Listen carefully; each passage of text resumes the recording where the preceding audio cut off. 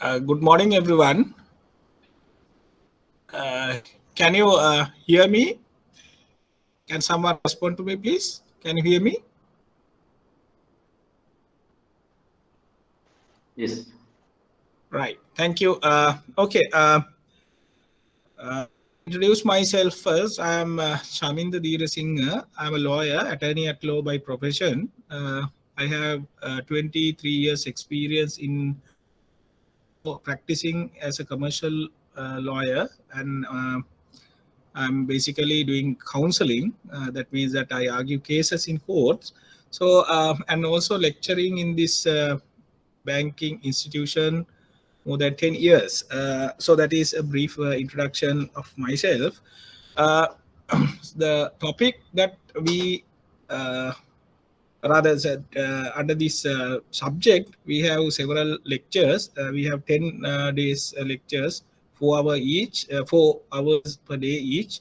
So that we are going to, I'm going to meet you on next 10 lectures with you. Then after that, you will get an exam. The exam paper will be totally based on what you learn in the classroom. And also remember that you have to do your own studies also. I give these notes as a guideline to you to do further studies. Uh, right. That is about the exam. And I have a concern that since we have very limited crowd, uh, I'm not much comfortable of these online classes. I'm just thinking whether we can have physical classes. Is it possible you to come for a physical class? Or just get to know. I don't know whether, from I mean joining from long distance from you. Uh, just think about that and know if you are okay. Then we can have physical classes. We have only very limited crowd here, only 8 people or less than maybe 6, 7 people. So we can accommodate if it is uh, if you are okay. That's think about it because my experience is physical classes are far better than these online classes, because in the online classes students, they don't participate much, they don't interact with me, they don't answer the questions, so then I can't assess whether you understood uh, the law theories and whether you are capable of answering questions, so on. So therefore uh, that's just a suggestion that if you are okay, only that I can arrange a physical class on Sunday 8:30 to 12:30, if you are okay only, right? So okay, we'll then start our lecture today. And as I told you before, I even though I say it is a lecture, it is more or less, or I prefer a discussion with the students, right? So remember that, please, to my questions, and then we'll continue like that, because then only that you know that you can develop your skills, your knowledge and skill. There are two parts: knowledge, and you have to develop the skill of writing answers for the questions. So those two things that you have to concentrate on. So therefore, your contribution, your participation is very much important in these lectures, in law lectures, because my experience is that the students in these courses, they are very much familiar with other subjects, risk management or financial management, whatever, but they are not much familiar with law subject. There is a misunderstanding or a wrong idea among the students that they think that law is a difficult subject and difficult to understand. Likewise, they think it's very difficult to study. It is not the case. Actually, law is free. Uh, Day to day, we live with law, right? The law applies to us. We follow the laws. So therefore, willingly or knowingly or unknowingly, that we are without intention. Sometimes we follow. We not sometimes, every day, every time that we follow laws and rules and regulations. We day to day life we follow. So therefore, it is not a uh, new thing or new subject to us, right? So then we'll go to the topic. uh, the topic that we are going to discuss is legal the under this course, the subject is legal environment in banking. I believe this is circulated to you. Is that correct? You have notes, and can you see the screen? Yes. Right. Okay. Thank you very much. So we'll then the first topic that we have to discuss is banker customer relationship. Banker customer relationship. So you may see that this is I think about 59 slides are there, 59 or maybe 60 slides are there. So this note I have given you will be discussed in another 2 classes also. So that's the idea. So we'll start this bank customer relationship. Under the banker customer relationship, I believe most of you are bankers. You are familiar with this uh, the words banker customer relationship, so that we day to day we use this word. So what is banker customer relationship? Are the laws applicable, or what are the laws govern the banker customer relationship, and what are the law principles apply to the bankers? Those are the things that we are going to discuss under this.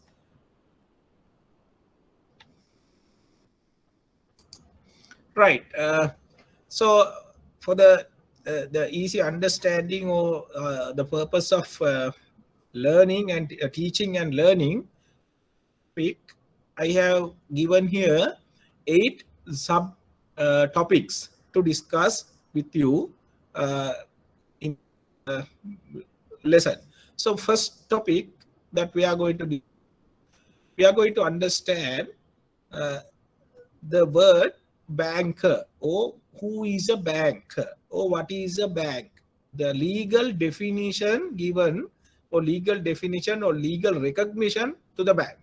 So if you ask this question from a layman, that the person will say the banker means, or bank means that we go there and we deposit money and we get interest. If we want to get a loan, we go to the bank and get a loan.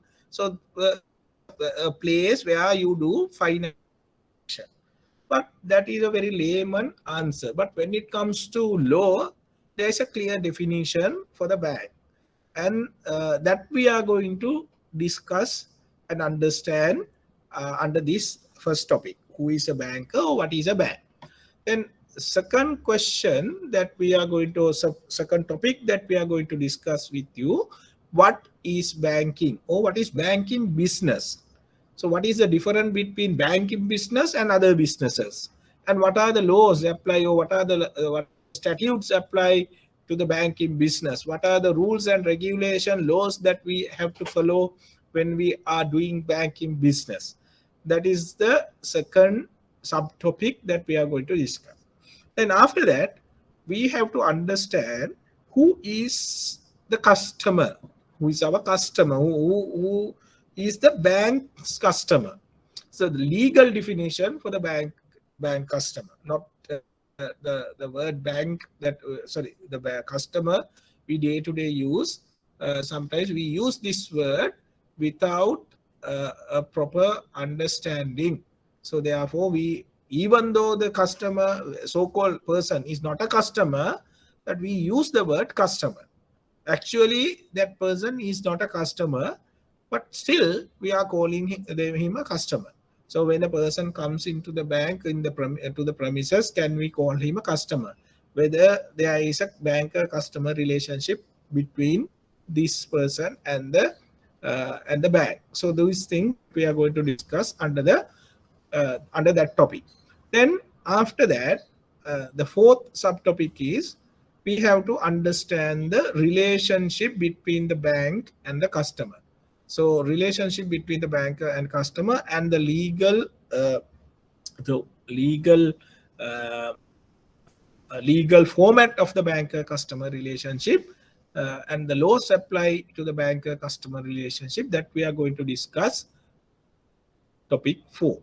So then after that, after we understand the banker customer relationship, the legal format of the banker customer relationship, then we have to study the rights and duties of the banker under the banker customer legal relationship. So there are two parts: the banker's rights that we are going to discuss, then the duties of the banker towards the customer under the recognized duties and rights under the law. So that number 5. Then after that, the sixth subtopic 6 is that we are going to discuss the legally recognized rights and duties of the customer under the banker customer relationship. That is number 6. Then under subtopic 7, that we are going to discuss some different types of relationship between the banker and the customer. That is under topic number 7, classification of banker customer relationship. There are several types of relationships that we are going to discuss under subtopic 7. Then 8, a termination of banker customer relationship. How to terminate the banker customer relationship, what will happen after the termination, those things we are going to discuss under banker customer relationship. Right, so this is the format or the guidelines that we are going to discuss under this the first topic. If you need any clarification, or if you need any if you have any doubt, you can answer, or otherwise I will go to the next. Any questions?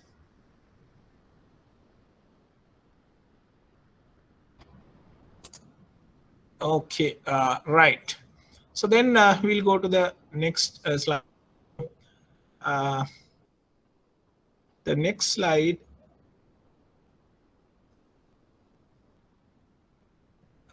Students, I'm going to switch off my camera. I believe that won't be a problem to you, but if you don't see the screen, just tell me.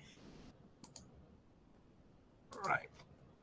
Okay, the next one, the topic that we are going to discuss is the subtopic number 1, who is or what is the bank? Who is a banker? Now, can you please tell me someone, we say we have Laksar Pereira, right? Can someone please tell me, what do you understand by banker, or how do you define the banker? Laksara, can you answer to that question? What is who? Laksar, are you there? Laksar Pereira? Yes, I'm here. According to the law, actually, I don't have any idea about the whole. Yeah. No. If someone asks that question from you, Laksara, are you a banker? No, I'm not a banker. You are not a banker. Okay, right. So, okay, forget about right. You are not a banker, but if someone asks a general question, what is a bank, or who is a banker, or tell me whether the banker and the bank are same or different. Is banker is like it's a providing the institute, like providing financial services, getting money from the customers as a savings and lending money for the businesses and the individual peoples, and managing the cash flows. Okay, right. That's my idea. Right. Okay. Then the second question, Laksar, I asked whether the words banker and bank are Yeah. same or different meanings. Bank and banker. Bank and Yes. banker. Yeah. It's different because It's bank okay. is mean like institute like thing. Oh, So, bank is a financial institution, institute, right? institution. And the A banker, banker is who is who is a working. who is a bank, Yeah, employed in the bank. right? Okay. So Laksara, when I so you visited banks, no? Yes. Have you Bank of Ceylon? Yes, I have seen. Right. So they have their own security system, right? Their security guards are their employees, Yes. right? So do you think the security guards in the Bank of Ceylon, they are bankers? No, because They are not. they're not directly involving in that banking process, but indirectly they are providing sub services. Right. So then, so if you say the banker is a person who employed in a bank, that definition is wrong then, right? Yes. So then, and now this is the way that we are going to study. So then who is a banker? So definitely not who is providing a service which is not a banking. If it is not a banking service, then he is not a banker, right? Then we can say like the people who directly in that process. Right. So the people who work in a bank and who provide banking services to the customers, you can say the bankers. Yes. Okay, right. That's a good answer, Laksara, right? Now, that is okay. That answer is okay when you are talking day-to-day things. But when it comes to law, remember the word bank refers to the bank. If clear, everyone? Right? Word bank and the banker mean it has a similar meaning. If in anywhere in a judgment we say the banker is liable for this, that means the bank is liable, not an employee, right? So the word banker and the bank have been used in law with a similar meaning. It refers to the same, that is the institution or the company, the banking institution or bank company. Clear, everyone? Daksar, are you clear? Yes, sir. Right.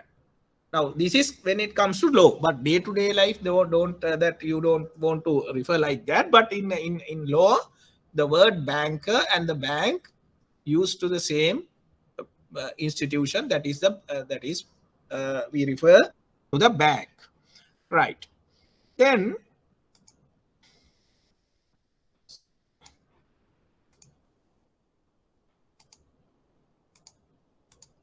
right.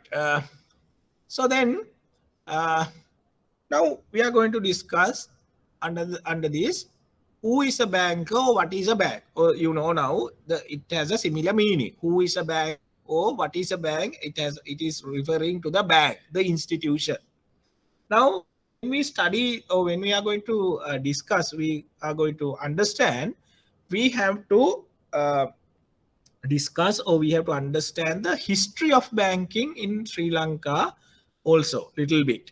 So as you are aware that we were the Sri Lanka was subject to colonization of 3 European nations, Portuguese, Dutch, and British nations. They conquered the country and ruled the country for more than 400 years.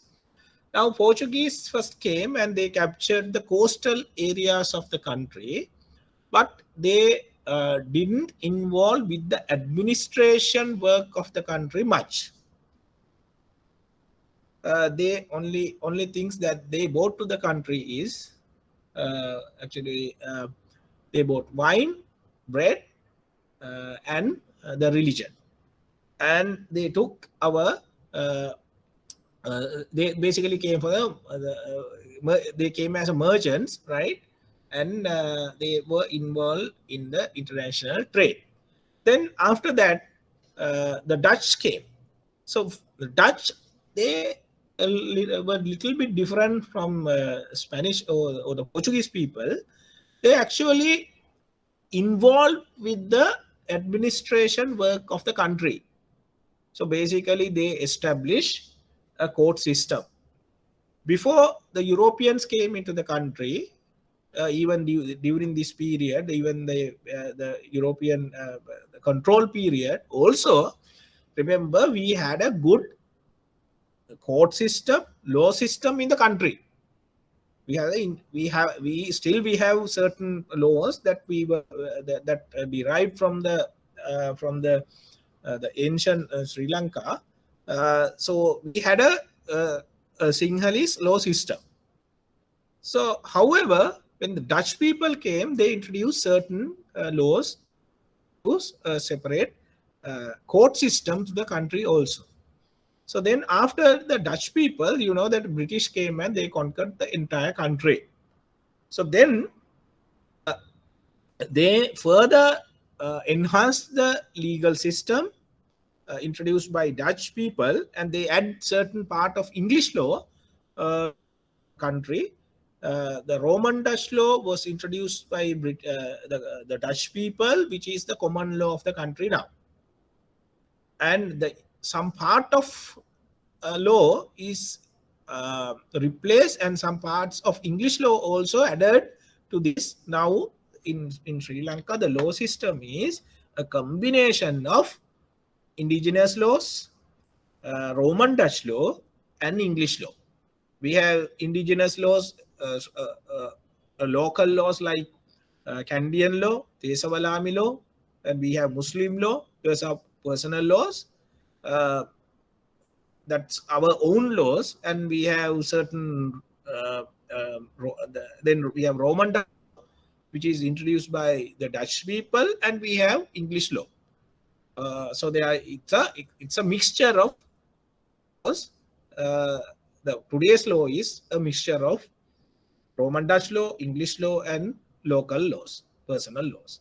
So now we were talking about the banking business. So the banking business was introduced to the country by British people. During the British colonial period, they were introduced this banking business. Before that, we didn't have this type of banking industry in the country. So the banking business was introduced by the British people to the country because they were heavily involved with international trade. That, you know, they started the plantation industry in the country. They started the coffee plantation, then they started rubber and also tea plantation, and they export tea, rubber, and coffee, tea, and rubber. And other things also. So it's during this period, the international trade was increased, and you know when we are talking about the international trade, we know that the bank guarantees, insurance, those types of things were needed and are needed. So this the issue was there.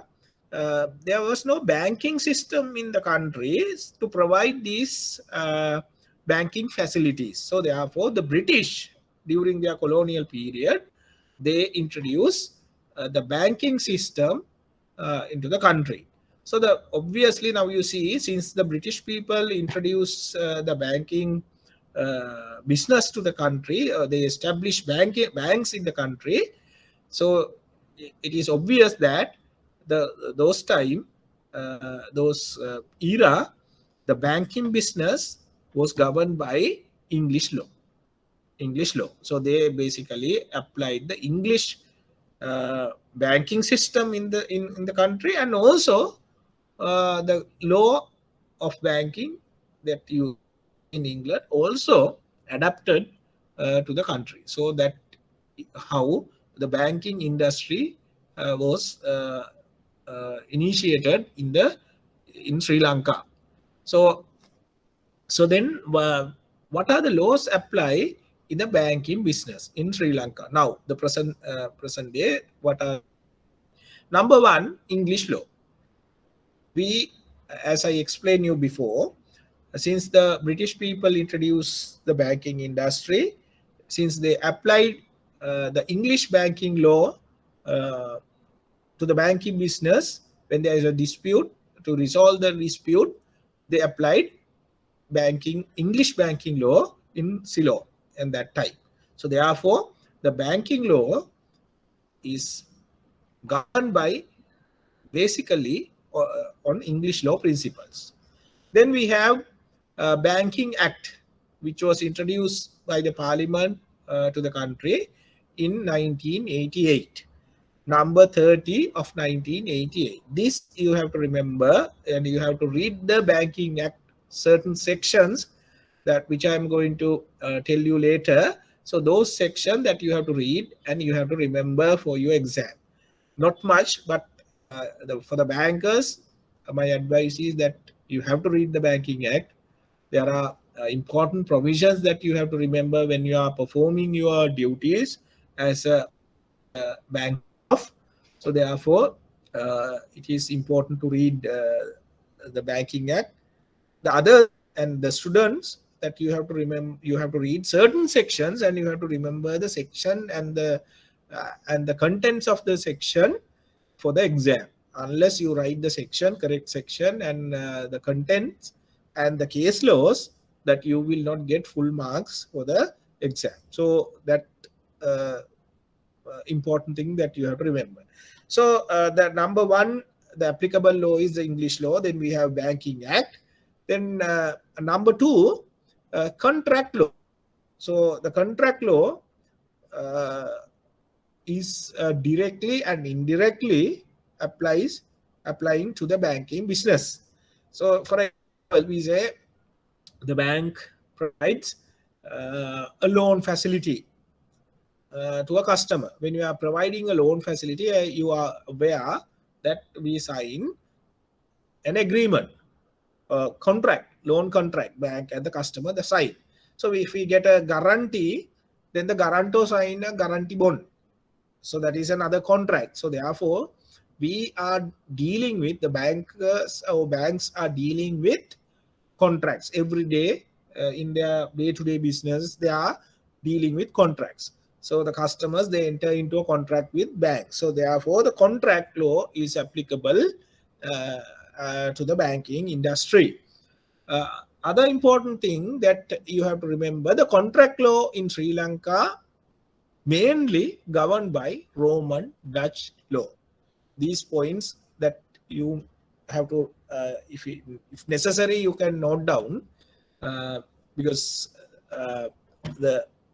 as I told you, this the presentation is only a guideline. Then you have to do further studies on these topics and enhance your knowledge. So the contract law, as I told you, is mainly governed by the Roman Dutch law in Sri Lanka. So therefore, now you see the Roman Dutch law indirectly applies to banking industry. So since the contract law is governed by Roman Dutch law. Then statutory laws. Statutory laws means the statutory or acts and enactment rules and regulation passed by the Parliament or any authority, any authority. Now, what are the authorities that can pass and regulations and laws to the banking industry?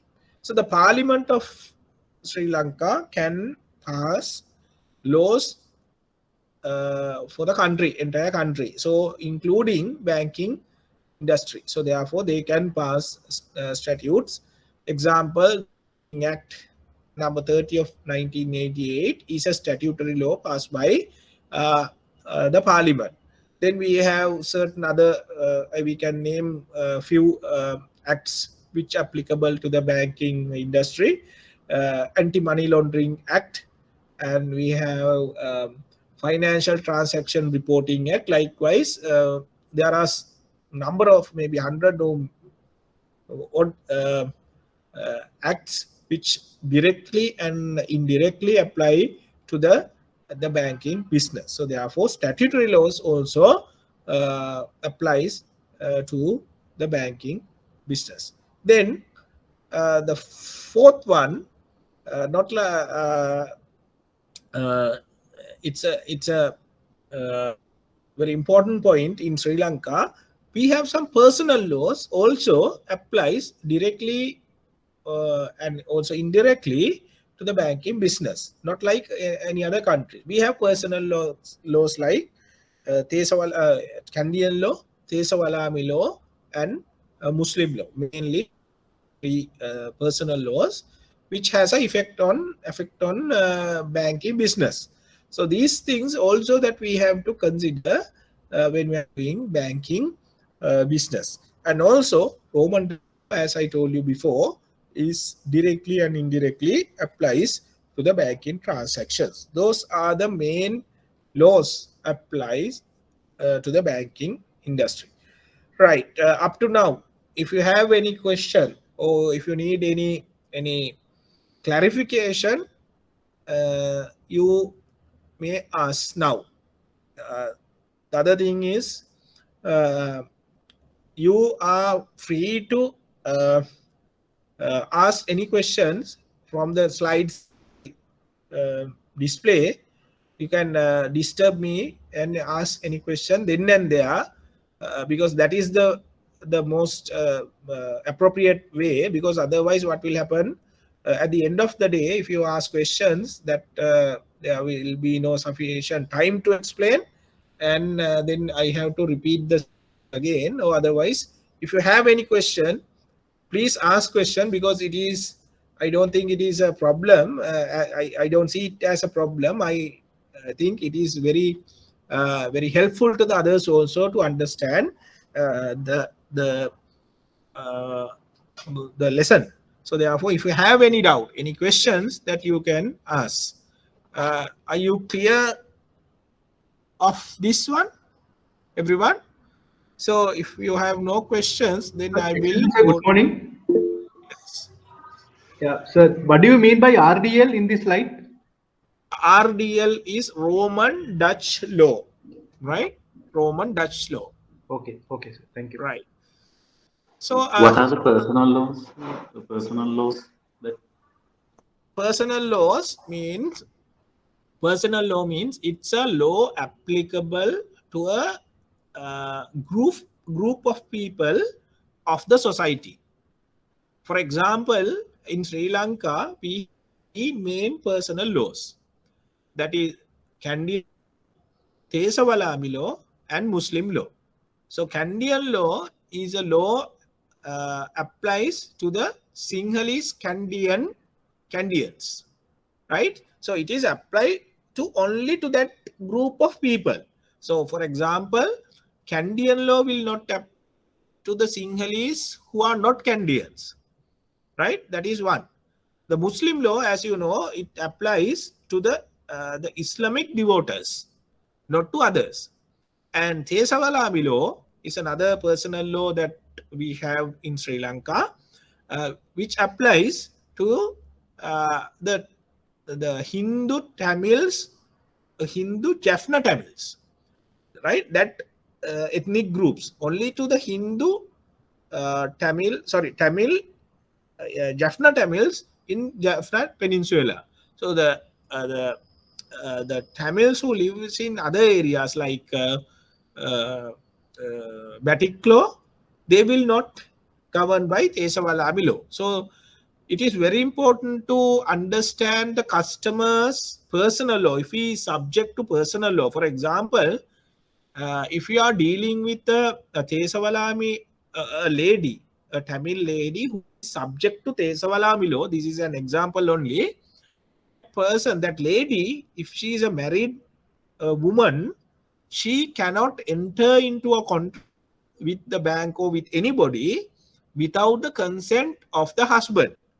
So if you grant a loan to a Tamil lady who is governed by Tesavalami law and who is married, without the consent of the husband, then what will happen? That contract will be not valid and you will not be able to recover the loan of from the customer. So therefore, the personal laws are there. Several personal laws. I gave mainly three personal laws are there. So those the personal laws that we have to consider when we are dealing with our customers. Clear? That answer sufficient? Yes. Yes. Right. Any other questions? Right. Okay. Since you don't have any other question, then I will go to the next one. Right. So we are discussing the word banker or who is a banker. So then we'll see what is the definition, judicial definition on bank or banking. Judicial definition means how the court has interpreted the word the bank or banking. We are trying to understand the legal meaning of banker. So at the early stages, to decide who is a banker or banking business, so what we have to rely on the judicial decisions or interpretations. Why was that? Because you know that the Banking Act came into operation only in 1988. But the banking business was introduced to the country by the British people during their colonial period, maybe 150 years before. So during this period, when there is a dispute before the court of law, to understand who is a banker or what is a bank, the court has to interpret the word based on the evidence provided to the judge. So good example we have here, Commissioner of Income Tax versus Bank of Chettinad Limited. Bank of Chettinad Limited, 47 NLR 25. 47 means this the year of this the case of the decision 1947. So you can see this case has been decided in 1947, long before the Banking Act was introduced. So then what happened in this matter? And this is a dispute between the Income Tax Commissioner and another company, right? There was a dispute between two parties. One party is the Income Tax Commissioner, the government entity or government. Then the other side, a company. Their name, you see, carries as the Bank of Chettinad Limited. So they were basically involved in providing financial services to their customers. What happened in this matter? The Chettinad had its head office in the Rangoon and the branch office in Colombo. So this company, it's a company registered in Rangoon. It's a foreign company and they had a business office in Colombo. So then, in the course of their business, the Colombo branch credited a sum of rupees 58,000 to its head office by way of interest for a period of 1 year. So then what happened? Colombo branch credited the sum of rupees 58,000. It's a big amount at that time to the head office. So they were engaged in the business. They had a branch in Colombo. What they did, they credited 58,000 rupees to their head office. When the Colombo branch was taxed on, the bank claimed a deduction saying that the Colombo branch carried on the business and was entitled to a tax deduction under the income tax ordinance. Now what happened during this period, under the income tax ordinance, the government gave certain concessions on income to the banks. So the banks were given an opportunity. They got a concession on income tax, right? That was only given to the banks, not to the other financial companies. For example, we say the other companies pay. Just an example, we say that we assume that the other companies, financial companies, paid 10% of their income as an income tax, but for the banks, it was only 5%. So that's a concession given by the government under the income tax ordinance.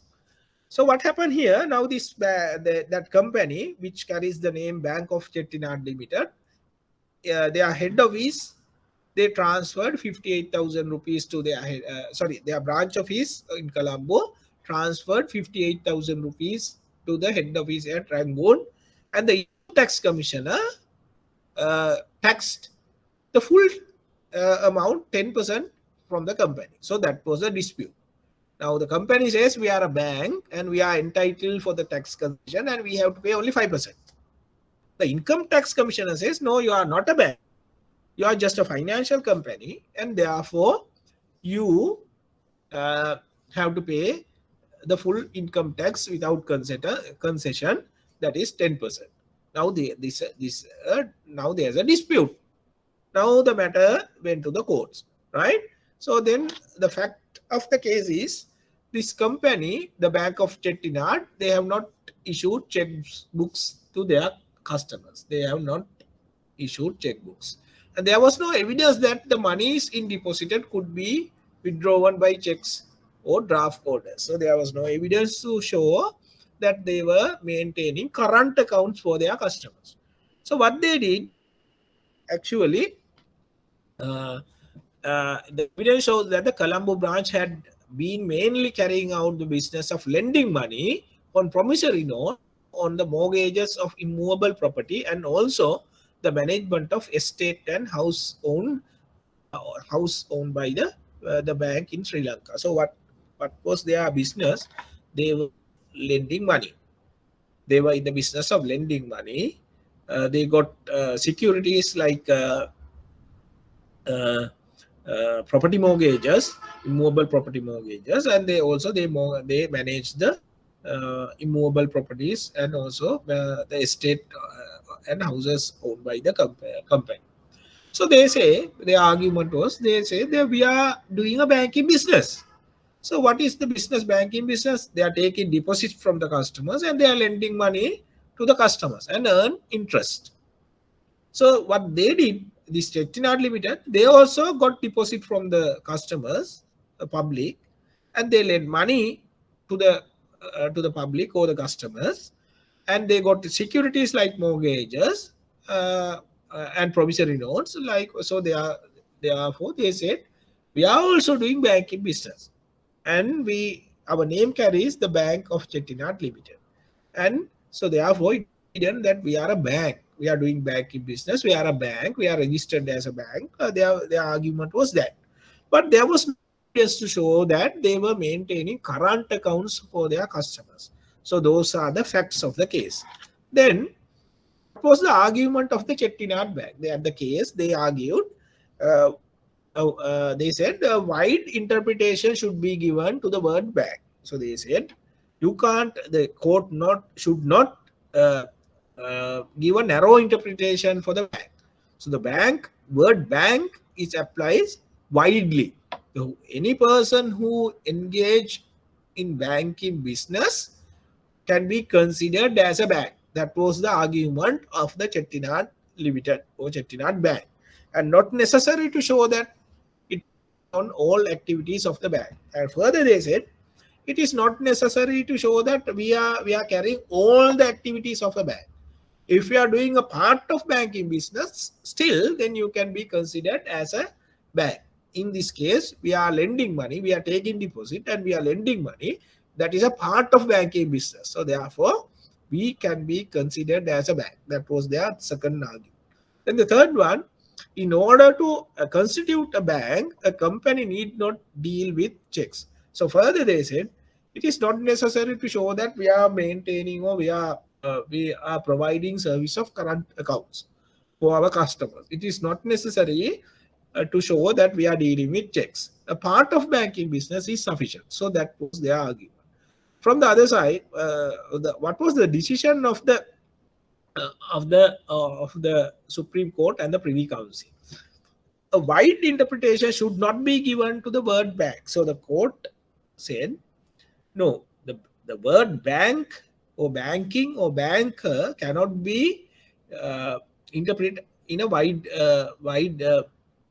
cannot be given a wide interpretation for that word. So if we give a wide interpretation, then it will be a problem, because then every financial institution or every person who carries on banking, a part of banking business or money lending business, will claim that they are a bank. So then they will get all the benefit given to the banks, and it will be a problem in the financial system of the country. So therefore, wide interpretation cannot be given to the word bank. That was the first decision, first part of the decision given by the courts. Then the Colombo branch of the bank could not be regarded as the bank in the way that the terms of recognize in English common law. So the court said, the Colombo branch of Chettinad Limited cannot be recognized as a bank under the English common law.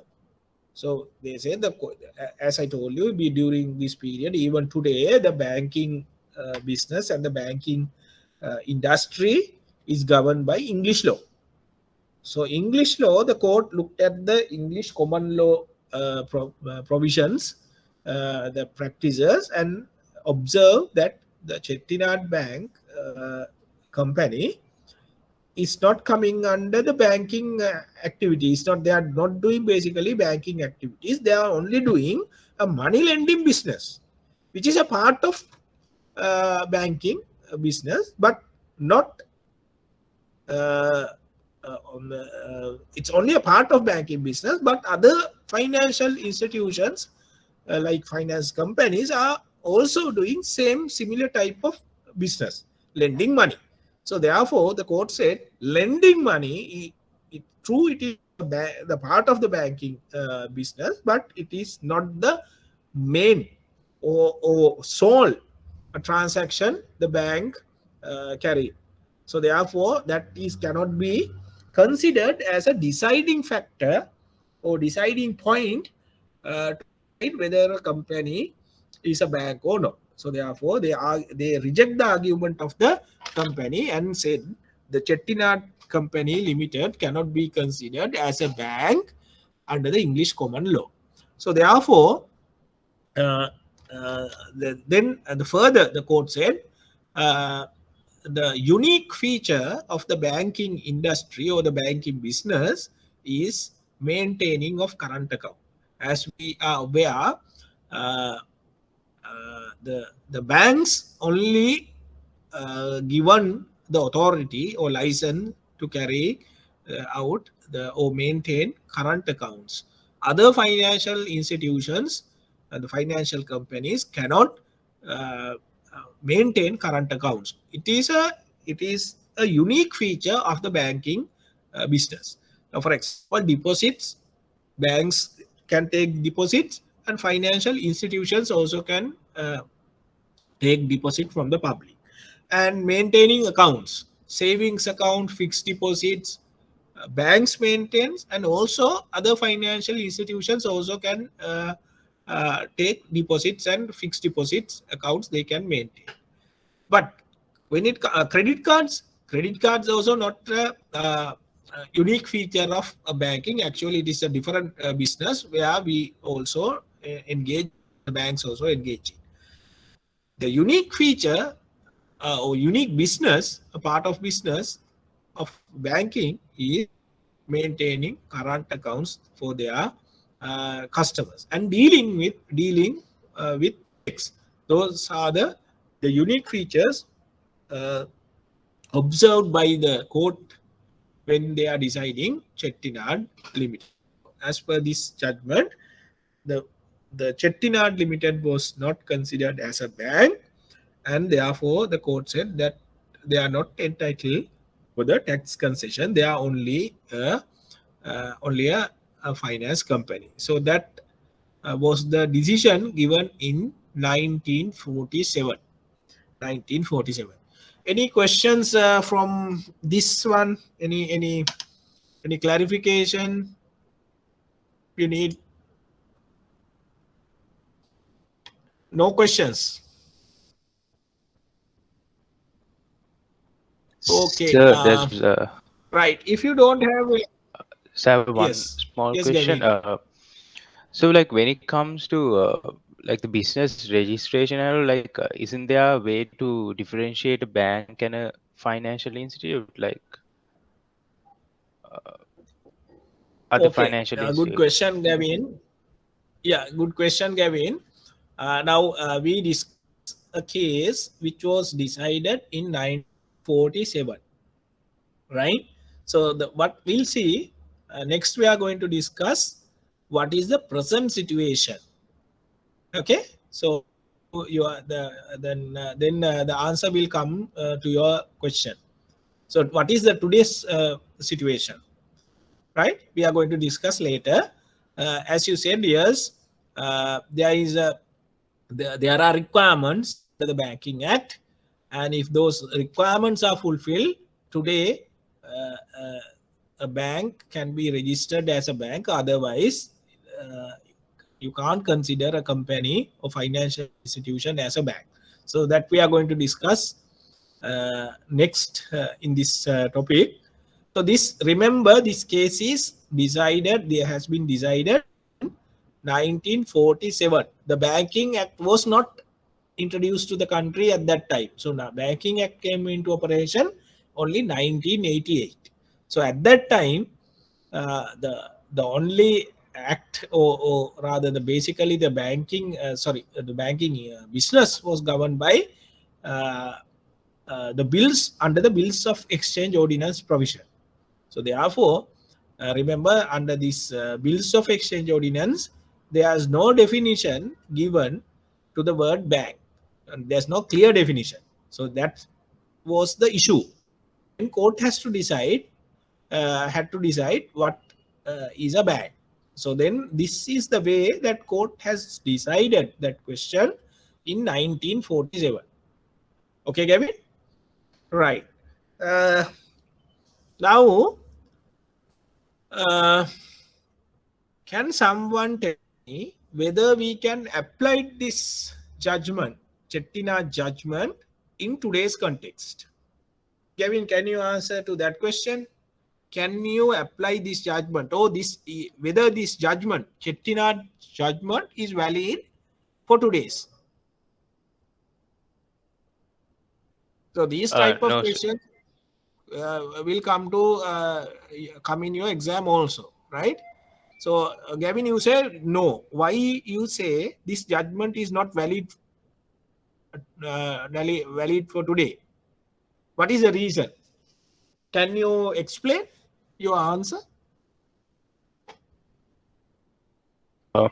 because there's English common law in the country now. Is that No, now, what is the judgment? Judgment says, right, lending money is a part of business. So it cannot be considered as a deciding factor when we are deciding whether a company is a bank or not. That's one part. Second part, the judgment says, to consider a company, financial company or a person as a bank, that company or the person should maintain current accounts for their customers. So unless, in other words, unless you are maintaining a current account for your customers, you are not a bank. Then you are a financial institution. That is the crux of the judgment. Is that correct? Unless a company or the bank or financial institution is maintaining current accounts, you are not a bank. Is that correct? No, right now there are banks who are not having Yeah, maintaining there are current accounts banks. and doing banking business. Yeah, yes. Is your answer, Rangana? You say there are banks. Right, which are not involved in maintaining current account but still doing the banking business according to the Yes, yes, that is the answer, right? Now take today's context, right? There are banks, there are special banks. They are actually banks. They are banks registered under the banking act and as well as licensed by the central bank to do banking business. So technically and legally, they are considered as banks, but they are not maintaining current accounts. They have savings accounts, they have fixed deposits, so on, but they have not given the license or the permission to carry current accounts for their customers. So now, what I want to tell you here is the Chettinad judgment. It was valid valid in 1947, and it was valid up to 1988 until the Banking Act came into operation. But after the Banking Act came into operation 1988, the law changed. The statutory law introduced, and under the statutory law, the Banking Act, there can be banks.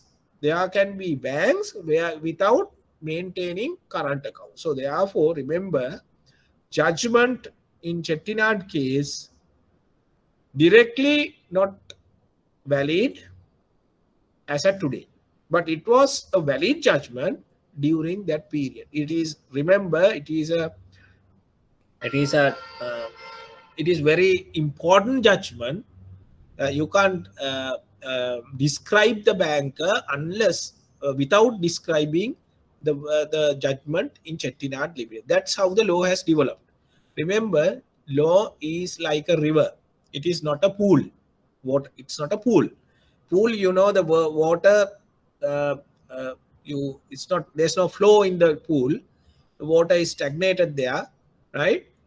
But law is not like a pool. Law is like a river. So river means always change. Always change. So new water comes and old water goes out. So it's like a river. So by introducing new law, the legislature can change the existing law. That you have to remember. This is an example for that. So that is about the Chettinad matter. Any other questions? You have any other questions? Right. If you don't have any other questions, if you are okay with that, then we'll go to the other slide. That is another important question. This is an English case decided in England. United Dominion Trust Limited versus Kirkwood, 1966, 2QB, Queen's Bench, Queen's Bench, 431. A case decided in England. UTD, that is United Dominion Trust Limited, had lent money to Lonsdale Motors Limited and has taken several bills of exchange as a security. These bills had been endorsed by Kirkwood, who was the MD of the Lonsdale Motor Limited. So what happened? This United Dominion Trust, they gave some financial facilities to this Lonsdale Motor Limited, and they got some bills of exchange as a security from the motor company. So the MD of the company, who is the name is Kirkwood, he endorsed the bills. Under the bills of exchange ordinance, if you sign a bill of exchange as a drawer or as an endorsee, they endorser, you are liable to pay the value of the bill. So what happened? Mr. Kirkwood, who is the MD, who signed the or endorsed the bill. Now he is also personally liable to pay the bill. Then the company subsequently went bankrupt, and the UTD sued Kirkwood as the endorser of the bill. So what happened? Then the after lending the money, this company went bankrupt. Now the company can't pay, and the United Devonian Trust Limited cannot sue the company, that is Lonsdale Motors Limited. They were bankrupt, and they are going for a wind. So therefore, what happened? UTD, they filed action against Kirkwood.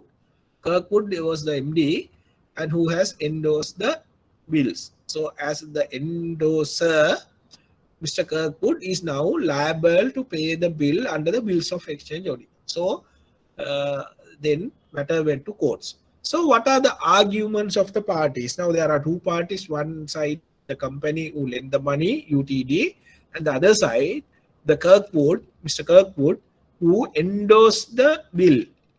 The person who endorsed the bill on behalf of the company, the borrower company. So what were the arguments? Mr. Kirkwood's lawyers argue this transaction was a money lending transaction. They said this is not a banking transaction.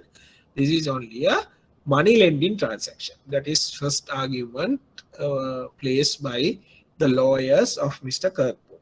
Then the second argument, as the UTD had not been registered under the Money Lending Act, Money Lenders Act, they could not sue on the bill.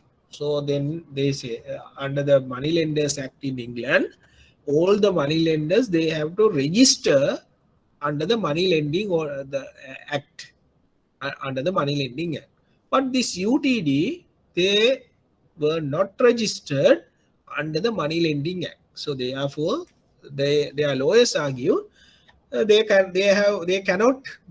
they have not registered, they cannot sue Mr. Kirkwood because it's only a money lending transaction, not a banking transaction. UTD has not registered under the Money Lending Act, so therefore they cannot file the action against Mr. Kirkwood.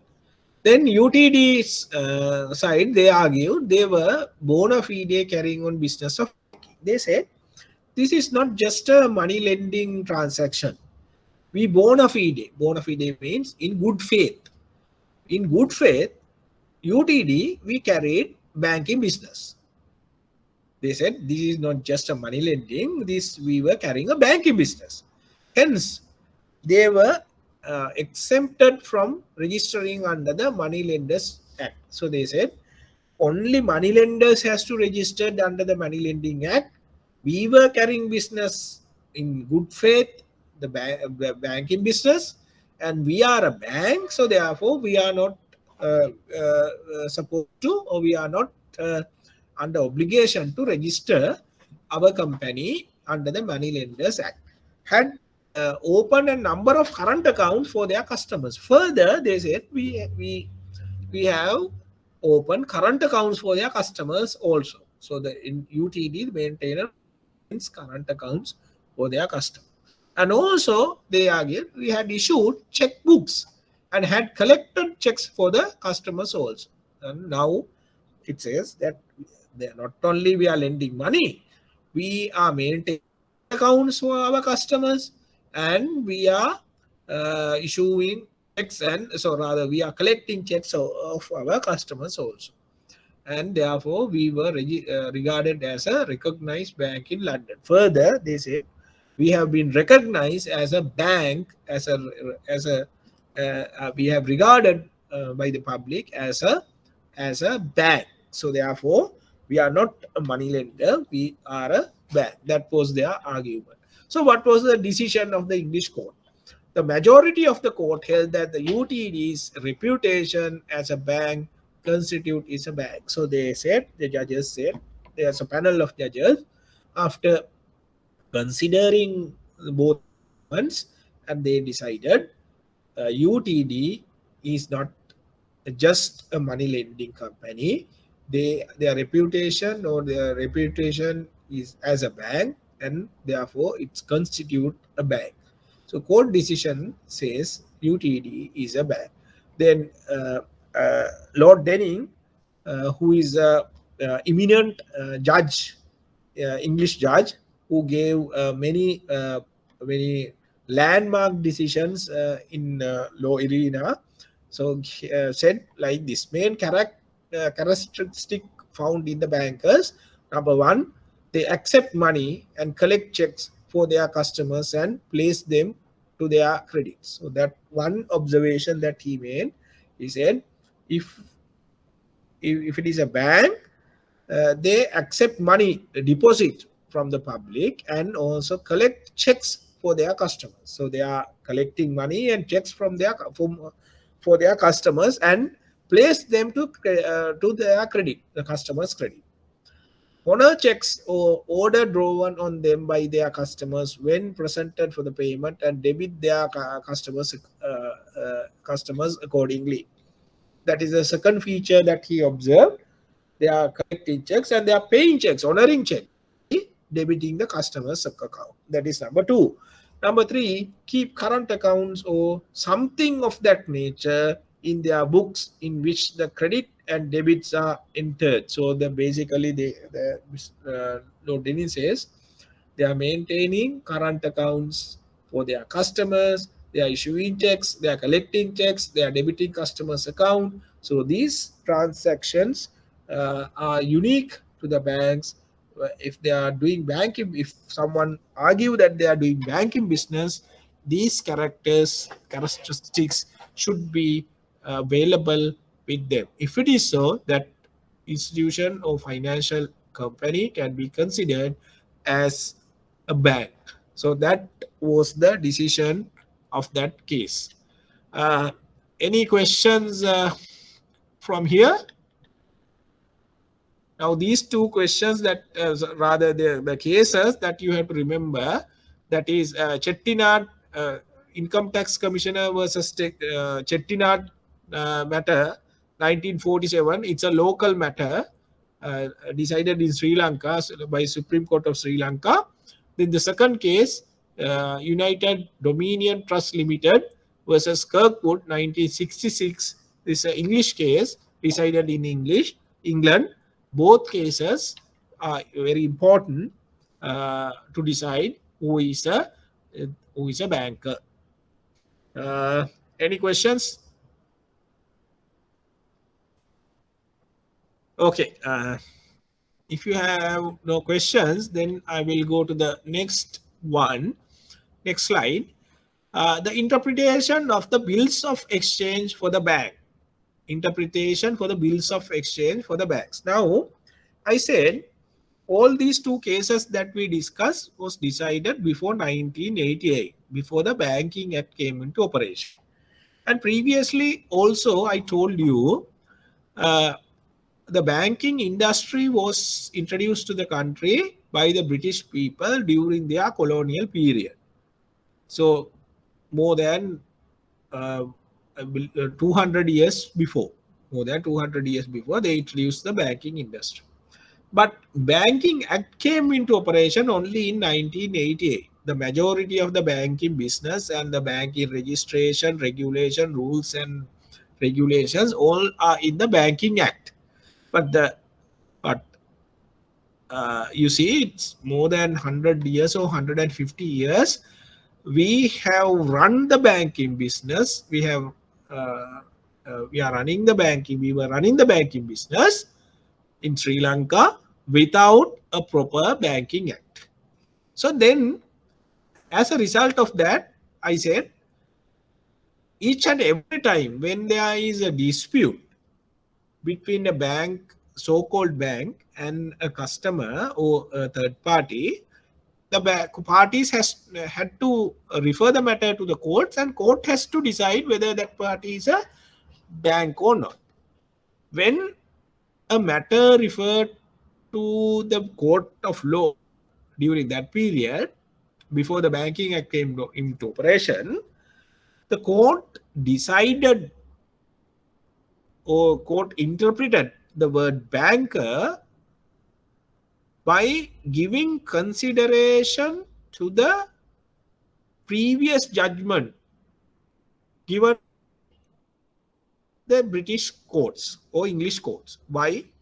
Because, as I told you, the banking industry was introduced to the country by British people or British during the British colonial period, governors, and the banking business in Sri Lanka at that time, Ceylon, was also governed by British or English banking law, English common banking law. So therefore, the judges at that time applied the English cases decided directly in Sri Lanka also. So, for example, when they are deciding Chettinad matter, they consider the judgment given in England and also the judgment given previously in previous cases.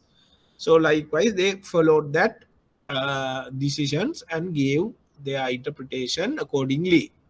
So, apart from the previous judgment, they considered another important act or other important law when they are interpreting the word banker. That is Bills of Exchange Ordinance number 25 of 1927. Bills of Exchange Ordinance number 25 of 1927. As you see, this act or the ordinance has been introduced by the government in 1927. So then, why they consider the provisions of Bills of Exchange Ordinance? Because, as you see, the Bills of Exchange Ordinance applied to the Bills of Exchange and as well as checks. Checks are governed by the provisions under the provisions of Bills of Exchange Ordinance. So therefore, you know that checks are a very important feature of a banking business. As we saw in both cases, in Chettinad case and as well as UTD case, both cases, the court has hold the opinion that to consider as a bank, you have to maintain current accounts. Current accounts means that you have to deal with checks.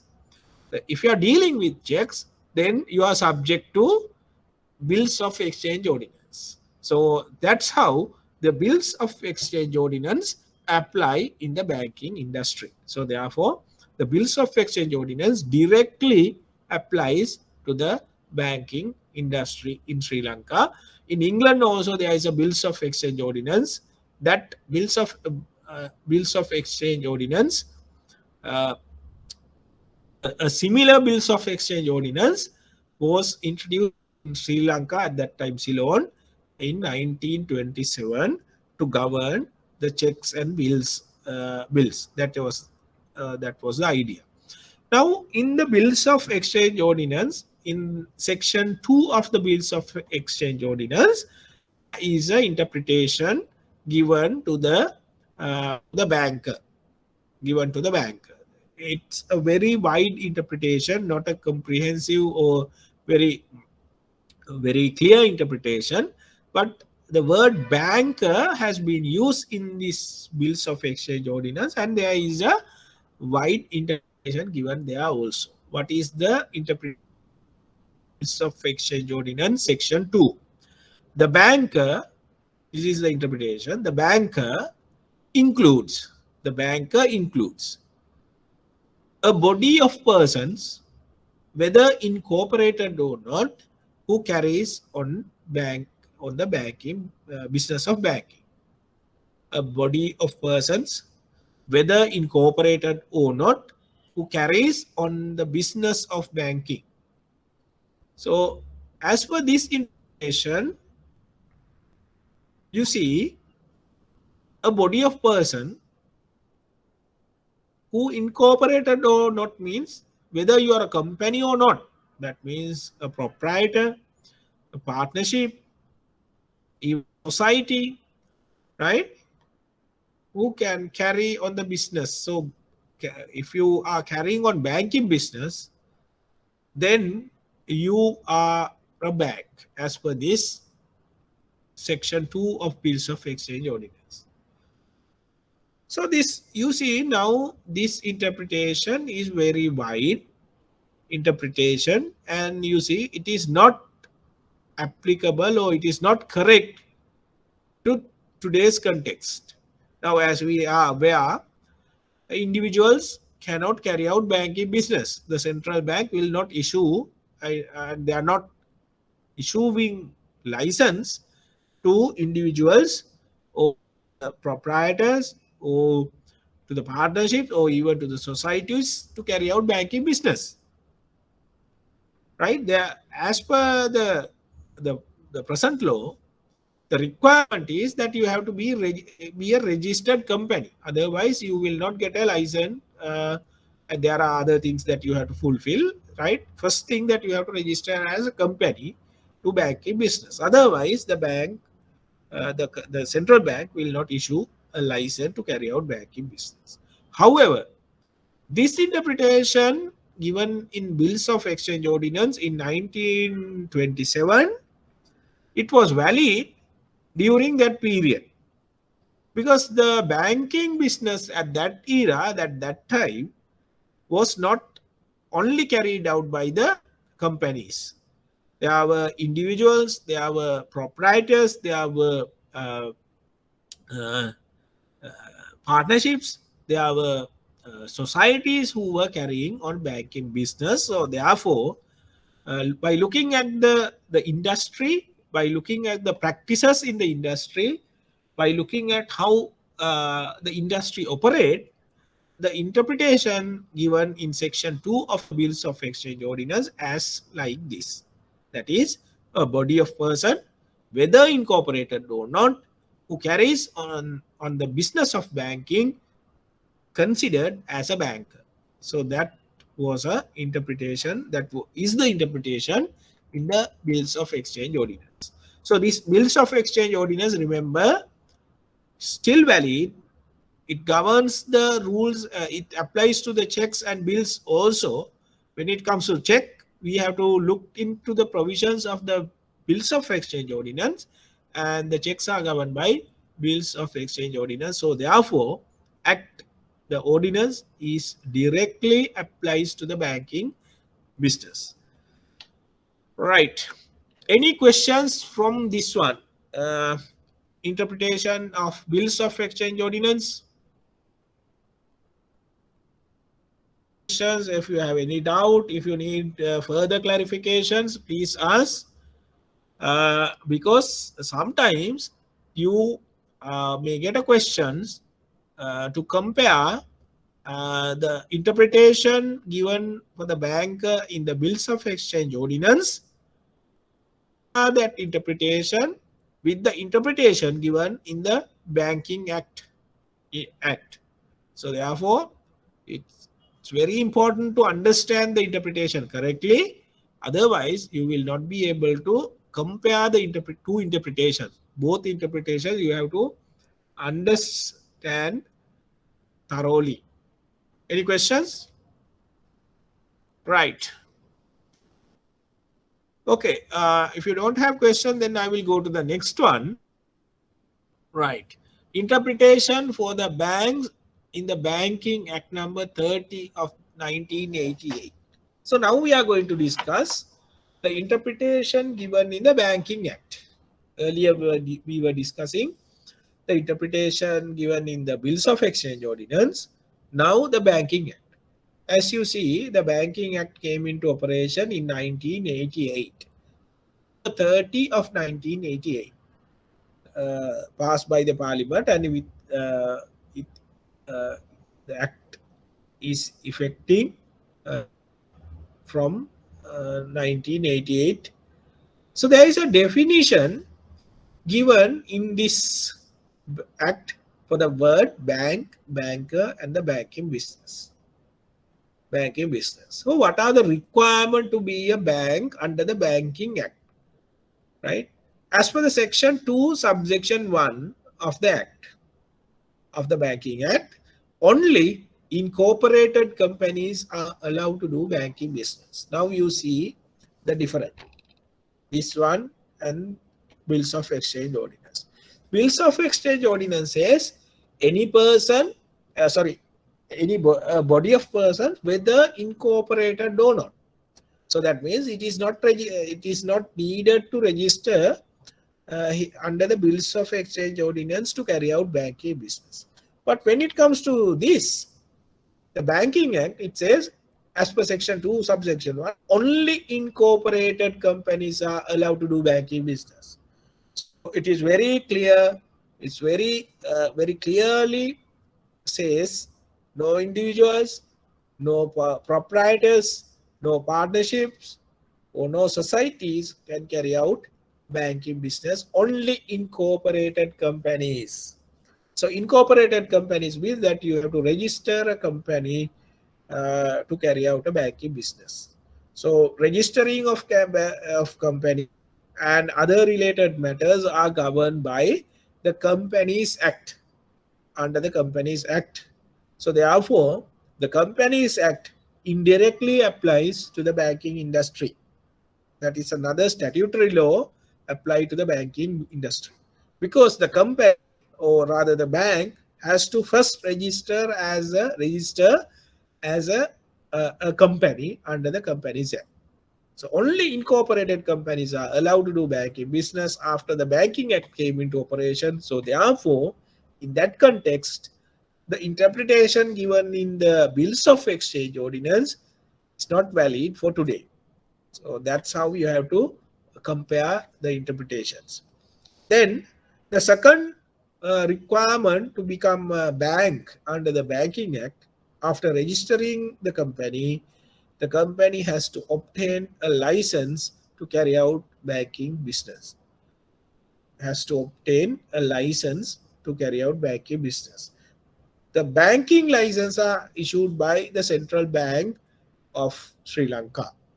More precisely, the Monetary Board of the Central Bank has the authority to issue license to the banks. So when they are issuing banking license, there are guidelines, there are requirements separately that they will look into those matters, and if they are satisfied that the company has satisfied the requirement to issue a license, then only the monetary board will issue a license. There are capital requirement. Likewise, there are certain things that they want, but you don't have to bother about those things under the law exam or law subject. The legal requirements only that you have to consider. The legal requirements are: 1, it has to be registered under the Companies Act. Number 2, the legal requirement is has to obtain a license from the Monetary Board of the Central Bank to carry out banking business. Those two legal requirements to be fulfilled to become a bank. And there is a special note in this section says, other than the licensed commercial banks or licensed specialized bank, no one can use the word bank, banker, or banking. So therefore, it is a restriction.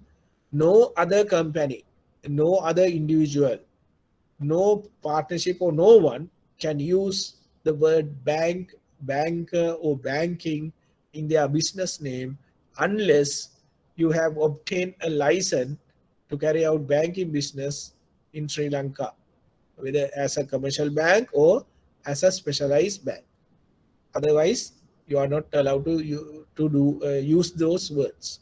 So the two requirements, legal requirements, are 1, a company has to be incorporated under the Companies Act. Number 2, a license should be obtained from the central bank to carry out banking business. So those are the two definitions given in the Banking Act and also in Bills of Exchange Ordinance. You should be able to compare these two interpretations, compare and analyze and give give a answer for the question. So any questions from these two slides? This interpretation in the Bills of Exchange Ordinance for the word bank, and the interpretation given in the Banking Act for the word bank, banker, and banking. So if you have any questions, any doubt, you may ask now. Sir, excuse me, can you hear me? Yes, yes, I can hear. So here, as for the Banking Act, it does not discuss what are the requirements to obtain a license when it comes to banks, right? Sir? Yeah, Chaturanga, as I told you, the Banking Acts only provide legal requirements, two legal requirements, but licensing procedure has been decided by the central bank. They have their own guidelines. They give conditions and conditions to fulfill. They can time to time change that also. So that licensing process is, the authority is given to the central bank of Sri Lanka. So they decide the licensing procedure, requirement for licensing, and all other things. So once you register as a company, then you have to apply for the license. Then you have to go through the licensing procedure, and you have to fulfill the requirement of the central bank, and you have to satisfy that you are eligible for the license to carry out banking business. Then only the license will be issued by the central bank.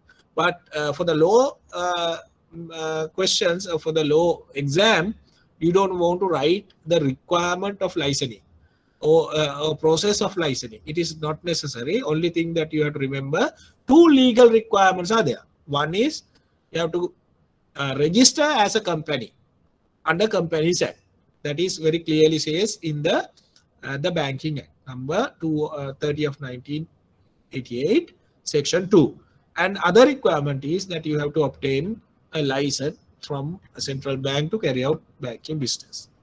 Clear, Chaturanga?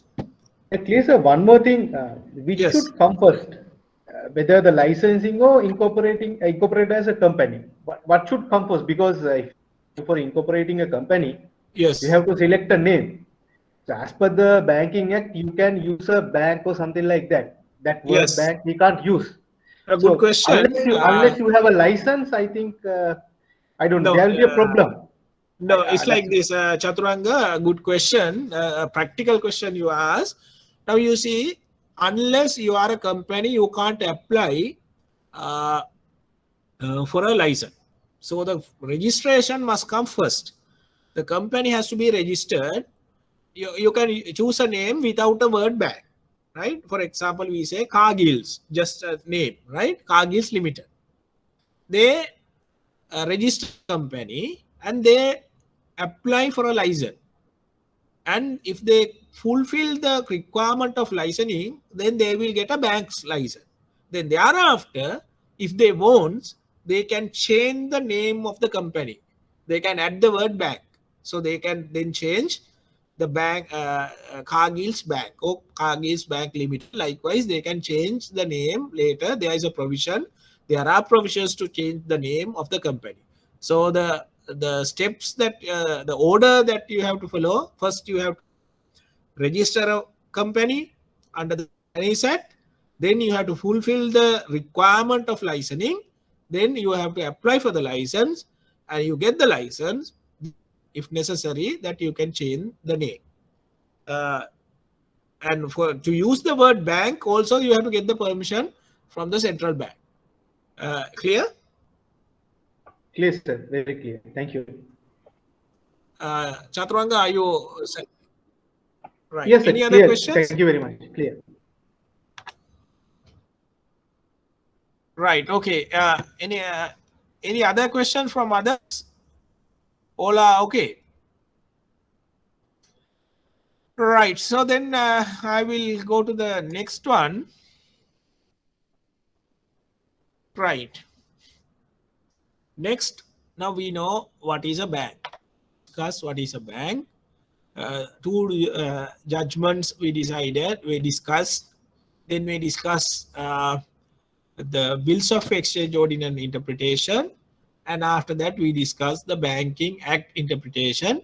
Remember, today, since the Banking Act is there, we don't want to rely on the previous judgment, or we don't want to rely on bills of exchange ordinance. When we are deciding a case today, it's very clear, as per the Banking Act, if you are a registered company and if you have given a license to carry out banking business, you are a bank. So therefore, if there is a dispute before a judge in the present situation in today, so only two things judge has to see. Judge doesn't want to go to the cases decided in England or decided in Ceylon, or go through the provisions of the act, provisions of the bills of exchange ordinance. Just he wants to see, or she wants to see, whether the two requirements of the Banking Act has been fulfilled. So if you are claiming that you are a bank, only two documents that you have to produce to courts. That is the registration of the company under the Banking Act. Sorry, under the Companies Act. That you have to show to the courts that you say, look here, we are a registered company. Number two, the license issued by the central bank. So you have to show that to the courts. You have to show that we have got a license to carry out business. If these two documents are there, then you don't want, a judge doesn't want to go through all this voyage and decide and interpret the word banker. So that is very clear evidence. The judge then and there can interpret, consider that company as a bank. So it is now very easy, not like those days after the Banking Act came into operation. We have basically no dispute with regard to the interpretation of banking or banks rather, because all the time if someone challenges the bank has to use only two documents, that is registration document as a company, and two, the license to carry out the banking business. It is now very easy in that context. Clear? Right. So now we'll see what is the banking business. Now since we understand who is a bank, you see now here it says under the section 2 of the Banking Act, it says a company, incorporated company, has to obtain a license to carry out banking business. So then next question is, what is banking business? When you are given a license to carry out banking business, what type of businesses that you can carry out? What type of businesses you are carrying out? Now think, the bankers think, you may think, what types of businesses you are carrying out now. Earlier I said the banking business means that you take deposit from the customers and you lend money to the customers and you generate income. That is the main method or main business of banking. Now, today's context, what are the business that we are involved in? What type of businesses can we carry out as per the license given to the bank? Chaturanga, can you tell me what type of businesses that we can carry out under the Banking Act?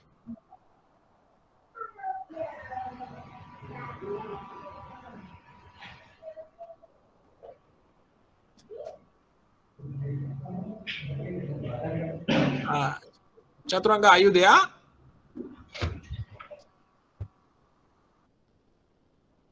Hello, sir. Yeah, Chaturanga, can you answer to my question, Chaturanga? Under the Sir, I lost the connection in between. Can you repeat the question again, sir? Sorry to ask you again. I lost the connection in between. Okay, the question was, I asked, now the question, now there is a question now. The Banking Act Section 2 says that the company has to obtain a license to carry out banking business. Now the question is, what is banking business? Now considering the today's context, can you tell me what are the types of businesses that bank can carry out under the Banking Act?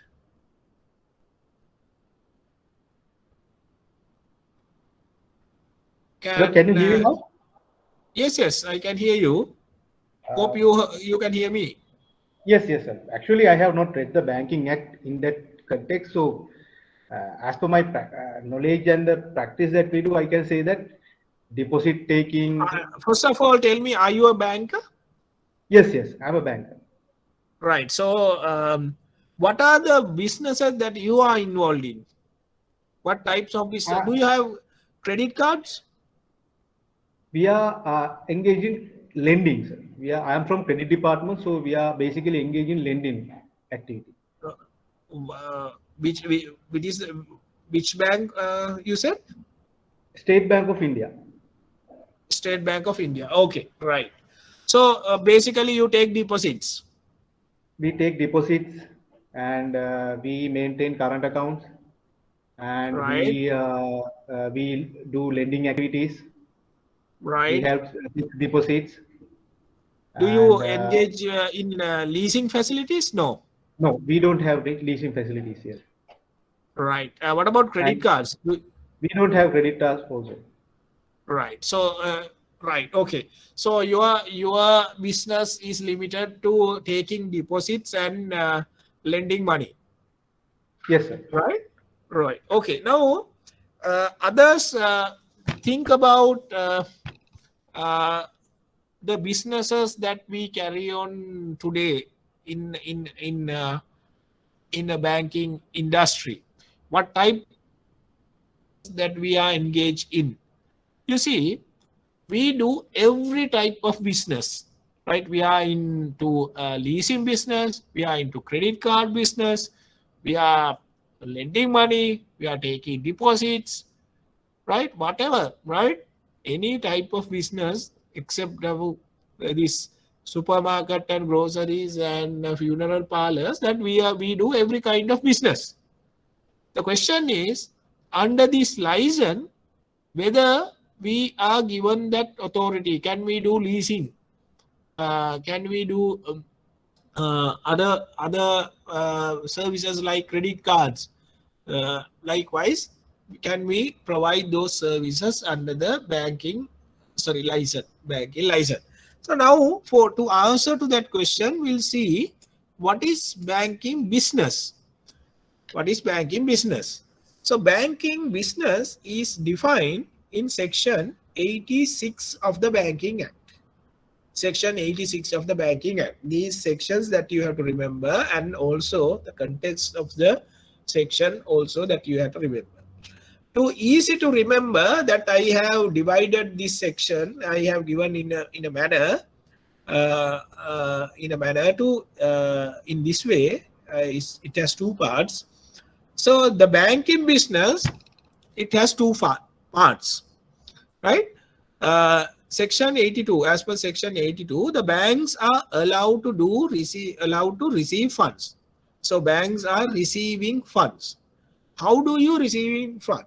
From whom you are receiving funds, and under what condition or what limitations that you are receiving funds. Number one, the banks can receive funds from the public. You can take deposit from public. How do you take deposit? Through the acceptance of money deposit. So you are given the authority to accept deposits from the public. Then on what condition, on what terms? The payable on demand. You can take deposits, you can take deposit from the public, but subject to a condition. Condition is that when the depositor claims that we have to payable on demand, you can't delay, you have to payable on demand. That is the first part, receiving funds, right? Now we are given the authority to receive funds. Now we are receiving funds and we are supposed to pay the customers when they demand. And not only the amount they deposited, we have to pay the interest that we promise when they demand. So therefore, you see that when we receive funds from the public, we have to generate income. Otherwise, we will not be able to pay interest. So we say now we take a deposit and we promise to pay 5% interest at the end or the maturity. If we have to pay 5% interest to the customer, remember we have to at least earn 10 or 12% interest on the deposit. Otherwise, that we will not be able to pay 5% to the customer, and our cost of doing business we have to recover from the income, and other expenses and our profit and everything will be covered from the income we generate. So therefore, it is important to generate income. So how do you generate income? By using these deposits. That is the second part of the banking business. So the funds that you receive from the public or the deposits, that can be used for the following functions. You are authorized to do so. What are the functions? For advances, that means that you can lend money on interest. You take money from the public and you promise to pay some percentage of interest, and you use that funds and you utilize that funds to give loans to the public, obviously for higher rates, right? That is number one, for advances. And number two, for investments, right? In that also possible. It is allowed that bank can utilize the funds of the public and invest that money in the investments. Yeah, you can invest in the share market, like government bonds or whatever. You can invest in legitimate manner. You can invest the money and generate income. That is number two. Number three, for any other operation, this is very important, for any other operation either authorized by law or customary banking practices. This is very wide, I would say, a permission given to the banks where you can do any business under this. If it is a legal business, you can do that under this, where it says for any other operation either authorized by law or customary banking practices. So therefore, you can use the funds for lending purposes, for investments, and do any other business as long as it is a legal business. So therefore, you can do leasing, you can do pawning or whatever, right?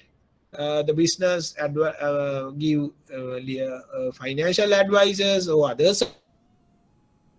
Likewise, you can do any business, or you can utilize the funds of the public to do any business as long as it is a legal business. However, subject to a condition. Condition is that that bank has to pay the money to the depositors with the agreed interest when they demand. That is the condition. So this is banking business. Any questions from this? Any questions from here? So, are there any specific percentage for percentages are coming under these laws, which can use for the banks for the investments? I mean, if there's any maximum limit of amount that they can invest from their total cash flow, like? Right, a good question. That is, there's no legal limitation. You see, in the Banking Act, there's no legal limitation. This is not mentioned here. It doesn't say that only 25% of the deposit that you can invest and only 25% you can use as advances. Likewise, it is not mentioned. It is not a legal requirement. That is number one. Number two, as you said, there are limitations. Those limitations are not imposed by law, by Banking Act or by legislature, but as you are aware, the banks are supervised by the central bank. So therefore, the central bank is monitoring you, the banks, and they are time to time, they give directions, they put limitations, and we have to follow those limitations. So they can put limitations, or they can put restrictions of the bank. They will monitor the cash flow of the banks, and they can put conditions. So that is the regulators. The banking industry is regulated by the central bank. So the regulator, that is the central bank, has the authority to put a limitation like that. Actually, it is not a legal requirement under the Banking Act. Whether you have followed the central bank guidelines and all will not be challenged in court of law, but the central bank can challenge, and even they can cancel the license of the bank, of any bank, if they have violated the guidelines given by the central bank. That can't go to courts and file action against a bank and say that the bank has not followed the central bank guideline, and therefore he ask damages. It's not possible, but it's a regulatory thing where you can you have to follow. The bank has to follow. Clear? Yes, thank you. Right. And normally the NSB like banks, they are operating fund management companies. Yes. So those companies also coming under the legal part is coming under these sections, or yes. are they? Good question. Right now, a lot of banks, they are providing services. They are providing financial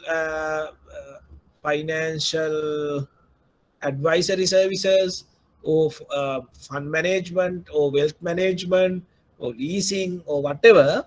Right? They are providing services. Those are not, when you see, those are not directly the banking business. But every banks, they provide, not every banks, most of the banks, they are providing services like that. Then the question is whether those are legally recognized services, whether they can do those businesses, the provisions of the Banking Act. Yes, they can do so, because this section 86, it has given a very wide discretion, or they have provided a very wide space to the banks to do any type of business unless it is an illegal business.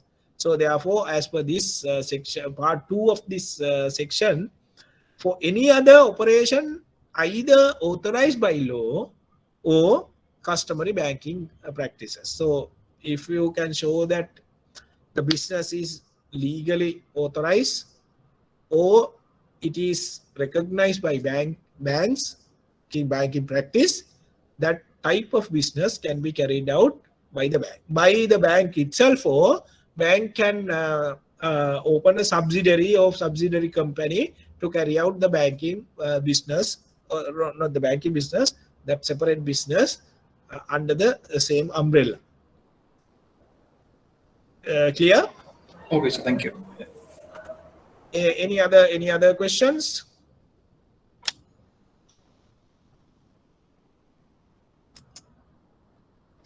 Okay. Right. So the next topic that we are going to discuss is who is a customer. Right now it's 10:26. We will have a break now. We'll have a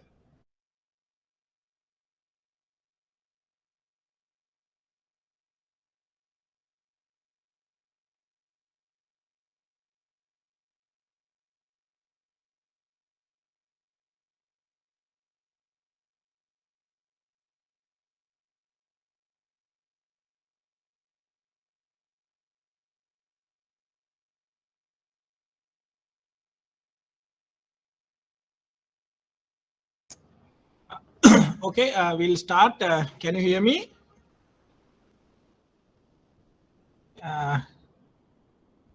Kevin, can you hear me? Can someone please respond to me?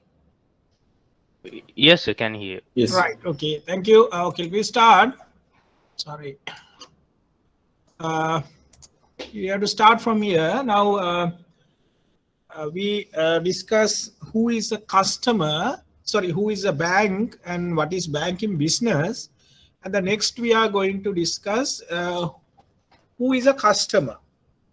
Who is a bank customer and what is the interpretation given to the bank customer in the Bills of Exchange Ordinance, and what is the interpretation in the Banking Act, and what are the judicial interpretation and relevant cases to identify the bank's customer. So section 82 and section 83 of the Bills of Exchange Ordinance mention the word customer. Mention the word customer. So I'm stressing that word mention the word customer, but there is no definition given. That is the important thing that we have to remember. There's no definition given in the Bills of Exchange Ordinance for the word customer, though they have used the word customer. Now you may remember in the Bills of Exchange Ordinance there is a definition for the word bank. Though it is a broad interpretation, though it is not valid for today, there is an interpretation. There is an interpretation. However, when it comes to the customer, everywhere in the Bills of Exchange Ordinance, they use the word customer, but no definition given. No definition given. So then, obviously, there was no statutory provision to decide whether a person is a customer of a bank or not. This is before the Banking Act came into operation. Then we know the Banking Act was introduced in 1988. In the Banking Act, there is a definition, a very clear definition for the word banks and banking business. And what about customer? Customer, whether there is a definition given in the Banking Act for the word customer. Unfortunately, there is no statutory definition given in the Banking Act also for the word customer. So basically, there is no definition given to the word customer. Hence, we cannot rely on any statutory written law to define word customer. So then what is the situation? When there is no definition given in a statutory law, so we have to rely on the judicial decision, the court decisions. When there is dispute before the court of law, when judge has to decide who is the customer of the bank, when judge has no statutory provision, act or enactment or ordinance, whatever, to refer and find a definition, that he has to decide and he has to define and decide who is the customer by looking at the previous judgment given in Sri Lanka and also the judgment given in other jurisdictions like England and similar jurisdictions. So basically, the interpretation for the word customer will be totally rely on the judicial decision, case laws. So now we have to look at the cases, decided cases, and we'll try to understand who can be considered as a customer of a bank, right? So now the bankers, we day to day that we use this word customer.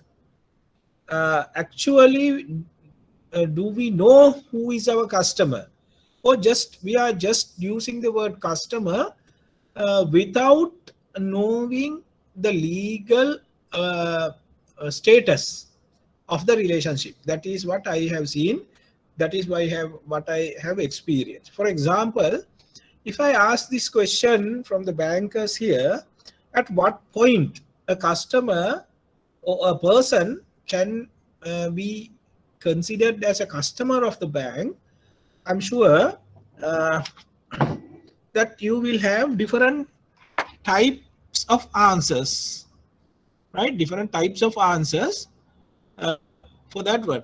Ranga, if you can answer to that question, if you are a banker, Ranga, can you tell me, Ranga, can you tell me at who can be considered as a customer of the bank, and at what point that you consider a person as a customer? When a person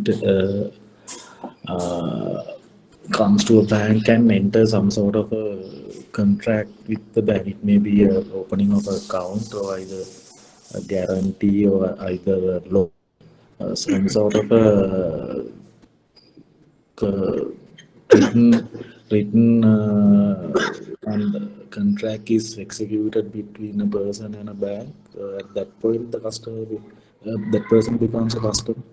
Right, you say a person, if a person enter into some sort of agreement, then after entry, at the point of entering into the agreement, thereafter he become a customer.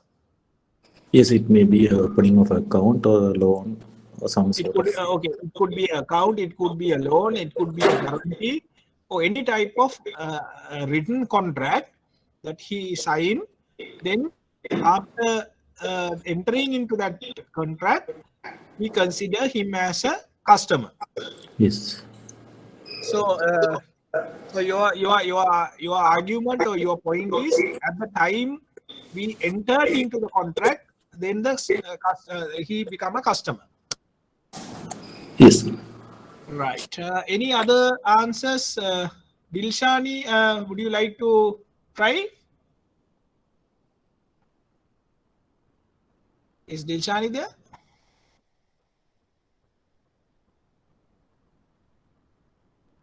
Okay. Right. Right. Okay, Ranga. Now tell me. So since Dilshani is not answering, Ranga, tell me. Now you said the customer, when he enter into a contract, when he sign the contract, he becomes a customer. We say a person obtain a loan, personal loan or whatever, is obtaining a loan, and there are two guarantors who sign the guarantee bond, right? Those two guarantors are not account holder of the bank, right? Yes. Guarantors, they are not account holders. Do Yes. you still consider those two guarantors as customers of the bank?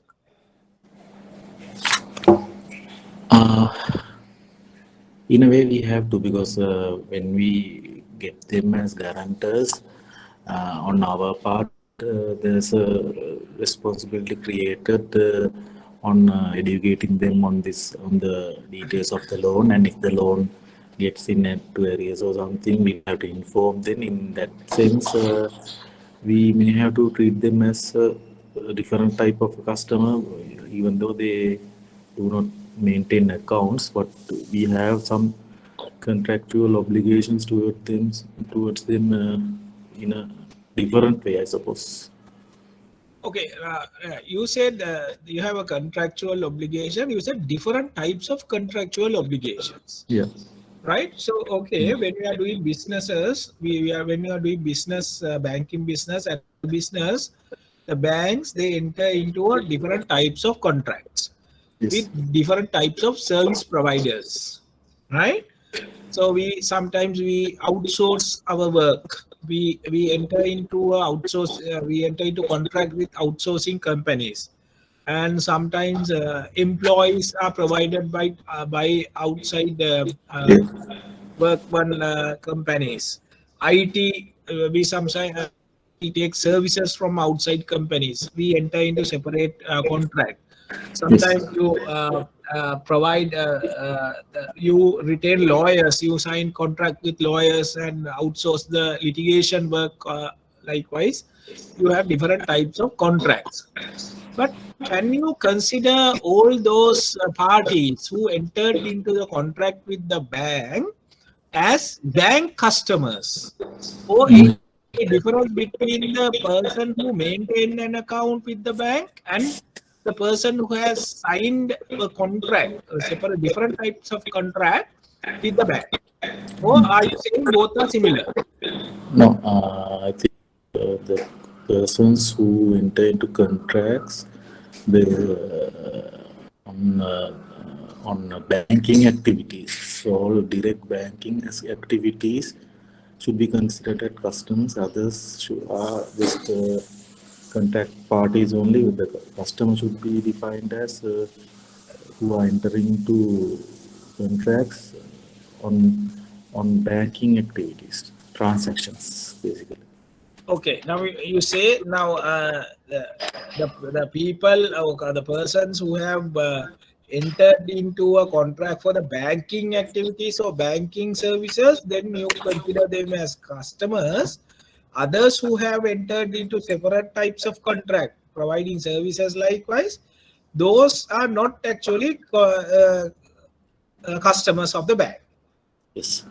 Yeah. Okay. We'll see now actually who is a customer of the bank. Now we see now there is a dispute. Now we don't actually don't know who is actually a customer of the bank. Or can we consider everyone who has entered into a contract with the bank? Can we consider them as a customers? If we consider them as a customer, remember the banker-customer relationship starts. If it is so, then we have obligations towards our customer. We have duties. We have responsibilities. We have rights that we can exercise against the customer. And also, same time, under the banker-customer relationship, customer has rights and also customer has duties towards us. So it's a very crucial point that to decide who is our customer. So we'll see, as per the law, who can be considered as a customer. Now, as we are aware, we can't, since there is no judicial definition, there's no statutory definition in the Bills of Exchange Ordinance or in the Banking Act. We have to rely on the judicial decision. The court has to decide who is a customer. So, court has decided in several cases who is a customer. That has been decided in several cases. We'll see. We'll pay our attention to those cases, and we see how the court has decided, how the court has interpreted the word customer, the judicial interpretation of the term customer. First case, Robinson versus Midland Bank Limited. Robinson versus Midland Bank Limited. It says, as per this judgment, there must be evidence to show that the bank accepted the person as a customer and dealt with the customer with him on the same footing. So in this judgment, the court said there has to be evidence to show that the bank has accepted the person as a customer and has dealt with the customer on the same. Now, sometimes, the people comes to our bank's branches, they visit for several purposes. So each and every person that we visit, the person visit us, we don't consider them as a customer, and we don't treat them as a customer also. Now, for example, if we know that we have janitorial services, we have services, the employees of those companies also visit our branches or to the bank, but we don't consider them as our customers and we don't treat them as a customers also. So therefore, there has to be a clear evidence to show that we have accepted a person. The bank has accepted the person as a customer, and also there should be evidence to show that the bank has treated that person in the same footing, accepting as a customer and has dealt with him as a customer. So for that, if there is evidence, then we can consider him as a customer. That is Robinson versus Midland Bank. Then there are several cases that we have to consider, we have to remember when we are deciding or when we are giving interpretation to the word customer. We'll see those cases. Who is a customer of a bank? So number one, these cases that you have to remember and you have to write in your answers when you are defining the customer. The case number one is Great Western Railway versus London County Banking Company Limited. This is a English case decided in England. The Great Western Railway versus London Stock County Banking Company Limited. This can be, you can remember this case as a Great Western Railway case, like it's easy to remember in that manner. What happened here, as per the judgment given in the Great Western Railway case, a customer is a person who holds any type of account with a bank. It could be a current account, could be a savings account, fixed deposit or term deposit, whatever. A customer means a person who holds any type of account with the bank. So as per this judgment, unless and until a person holds an account, he is not considered as a customer of the bank. Now, banks are dealing with customers without account, right? The customers are, for example, same example we discussed before, a guarantor who provides guarantee bond to the bank to facilitate another person to obtain a loan. The guarantor who does not have an account with the bank cannot be considered as a customer as per the Great Western Railway case, unless that guarantor also open an account with the bank. The guarantor is not a customer. Guarantor and the bank, there is a contractual relationship. That's a guarantee bond. That is not banker-customer contract. That is a separate contract. Guarantee bond is a separate contract from the banker-customer relationship contract.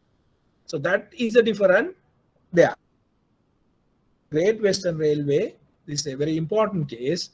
Unless and until a person open any type of account, current, savings, fixed deposit or whatever, term deposit, any type of account, the person cannot be considered as a customer. So that is number one. Number two, then the next question is, at what point, if a person has opened an account, at what point the customer, at what point the relationship start? Is it at the time of the account open, or is it the time that he deposit the money? Or what is the time? What is the exact time where the account is created or the banker-customer relationship start? That is the next question that comes to our mind. So next one, the case is the Commissioner of Taxation versus English, Scottish, Australian Bank. Right?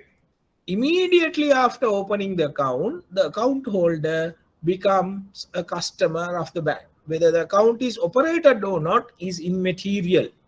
This is another important judgment. Now, sometimes customers or other people open an account, but they don't deal with the bank. They don't do any deposits or withdrawals or nothing. They just open an account. So if they have not operated the account, the question is whether we can consider him as a customer. He just opened an account. As per this Commissioner of Taxation versus English, Scottish and Australian Bank judgment, immediately after opening the account holder becomes a customer.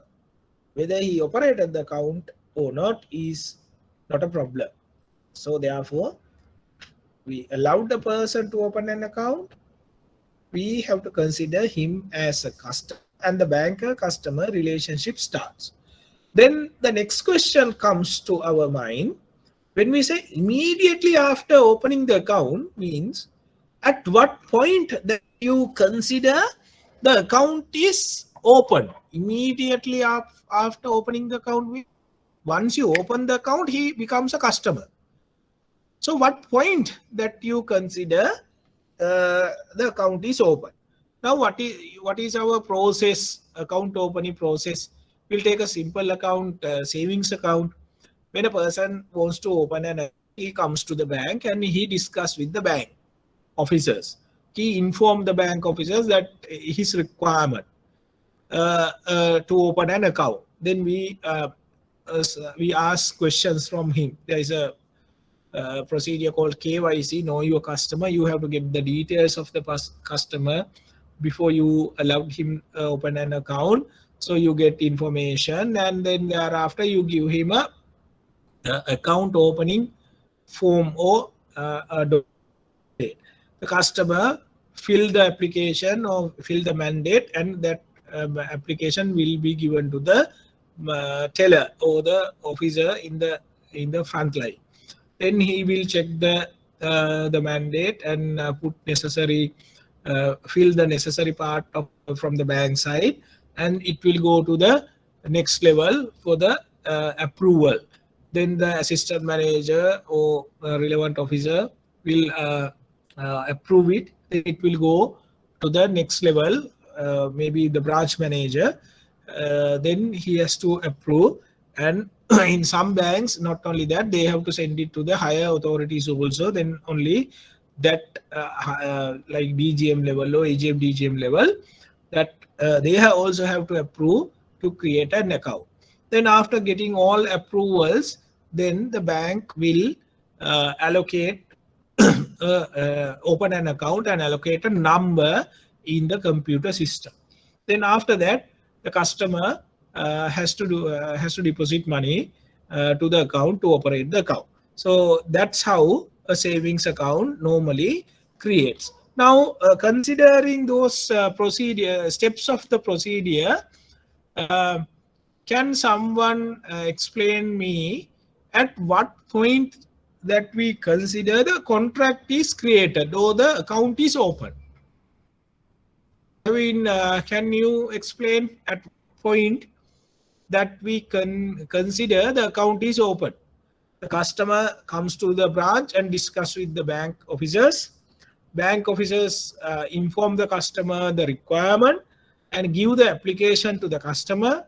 Customer fill the application and hand over the application to the bank.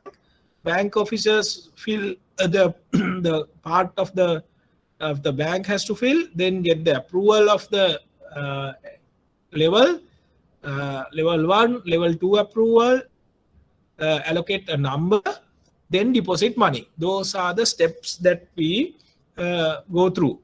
So considering those steps, at what point we consider the account is open? Gavin, are you there? Yes. Is Yes, it like once the transaction is complete, once the deposit is done? Because there is once all the other procedures are over, the final is when the deposit is done, right? So the final stage is the customer wants to make a deposit, right? Yes. He deposit one. So your answer is the account. We consider the account is open at the point that he deposited money. Yes, because as I am aware, I think you have to deposit an initial fund to open an account. Okay. So you are not a banker, right? No, I'm not a bank. Right. Okay. So your understanding is to open an account every time that we have to make a deposit. It is not a legal requirement, Gavin, right? So yeah. Anyway, so your answer is that to create an account at the time that we consider the account is open at the time you make the deposit. The customer make the deposit. Yeah, that's what I think. Right. Okay. Good try. Then we'll see another one. May try. Laksara Ranga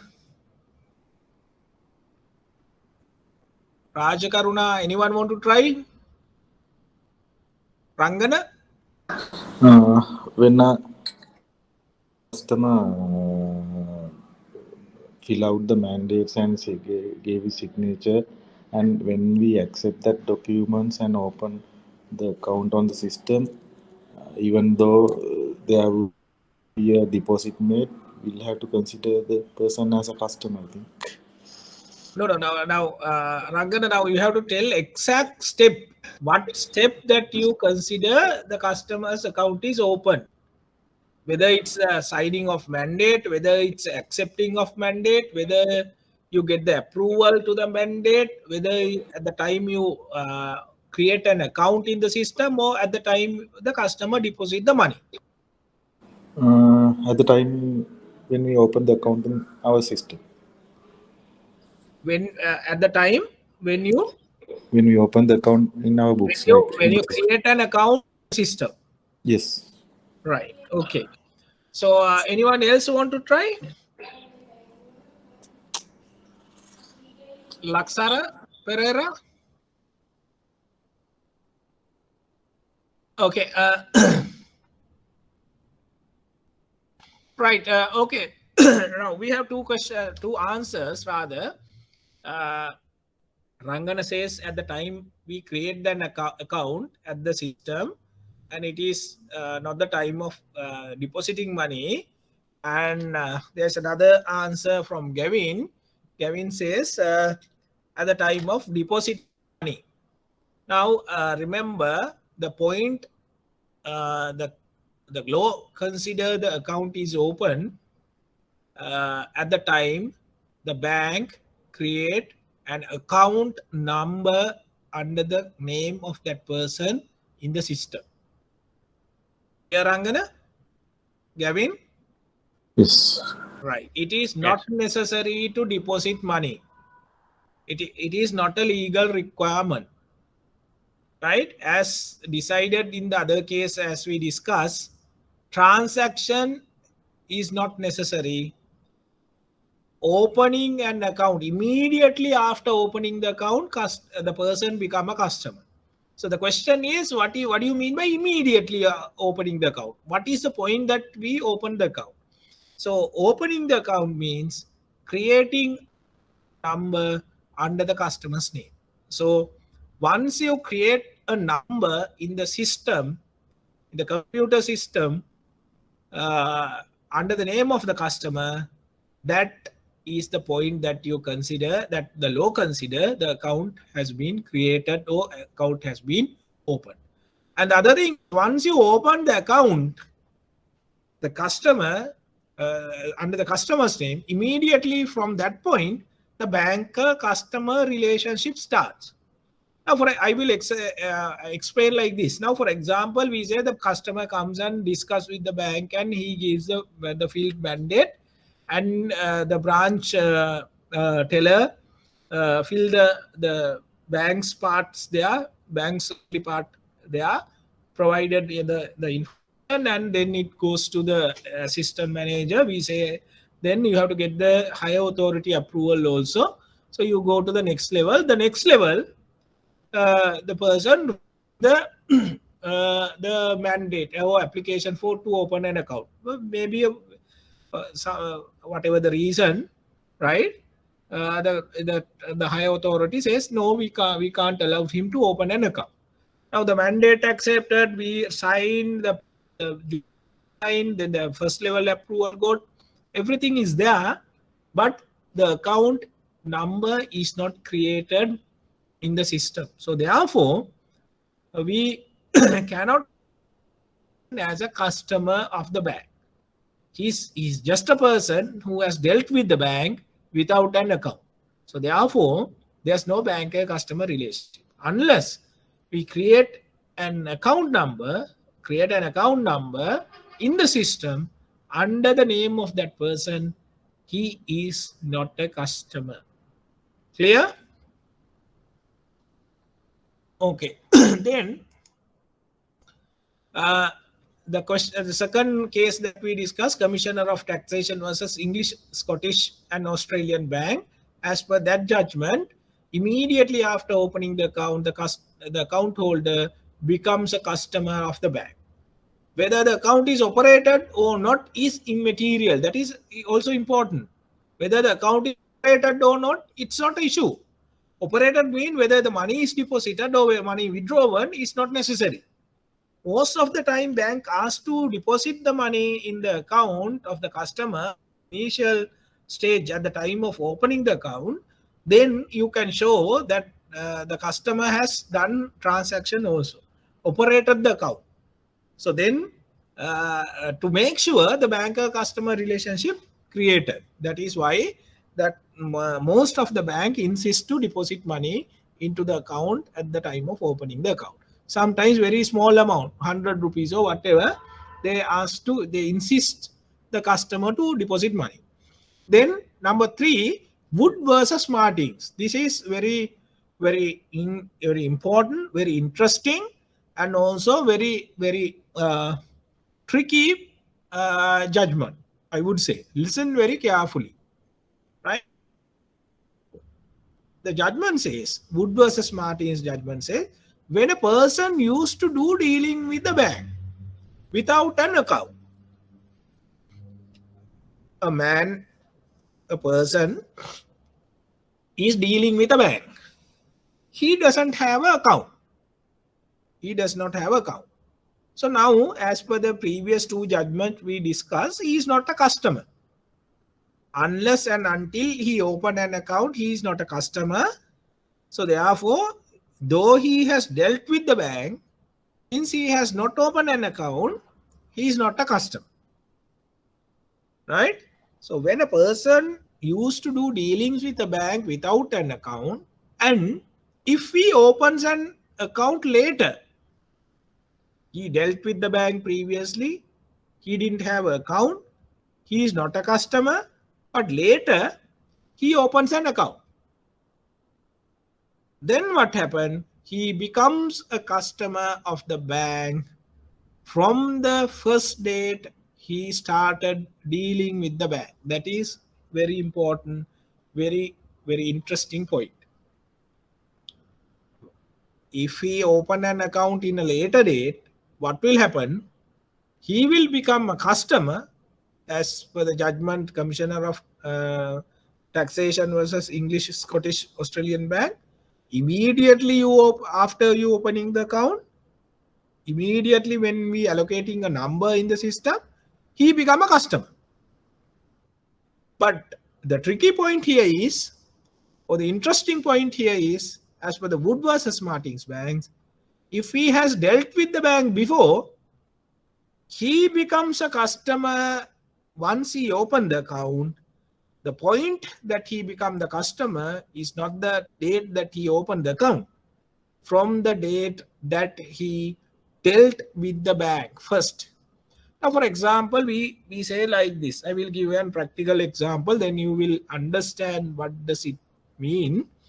We say a person. We say Sunil wants to get a loan from a bank, right? We say he wants to get a loan from HNB, right? Sunil is a businessman. He does not have an account with HNB.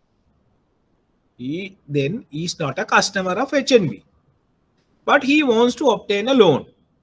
He is going to start a business. So we say he has invented a machine. We say he has invented a machine. He has idea. He has the technical knowledge to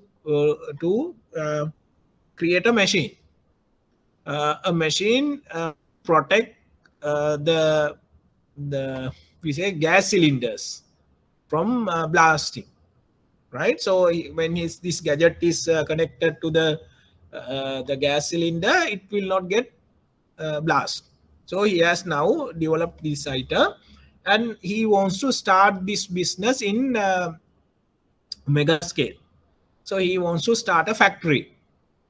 So for that purpose, now he wants to get a bank loan from HNB. So he goes to the bank, he discusses with the bank, he informed the bank that the idea, then bank asks him to give a business proposal. So he prepared a business proposal, and together with the details of the equipment that he is going to develop or manufacture, everything that he provides to the bank, and with the application of the loan. Now he doesn't have an account with bank yet, so therefore he is not a customer. He's dealing with the bank. Then what happened? So his business proposal, together with the relevant information, bank accepted.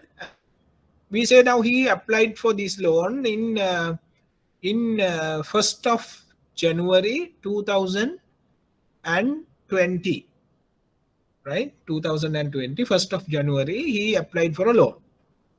Then this application was delayed in the relevant branch.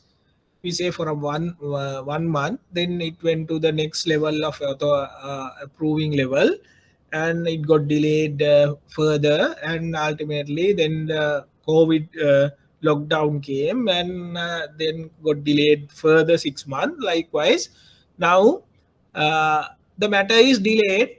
Now we are in 2021 December. Still, the loan has not approved.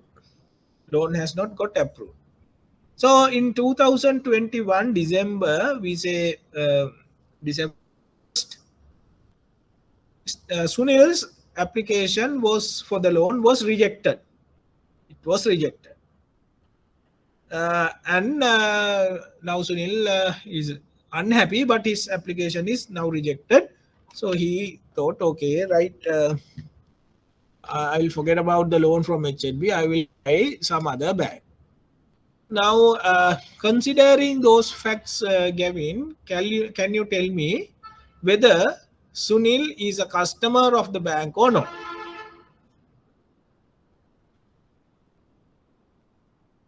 Gavin?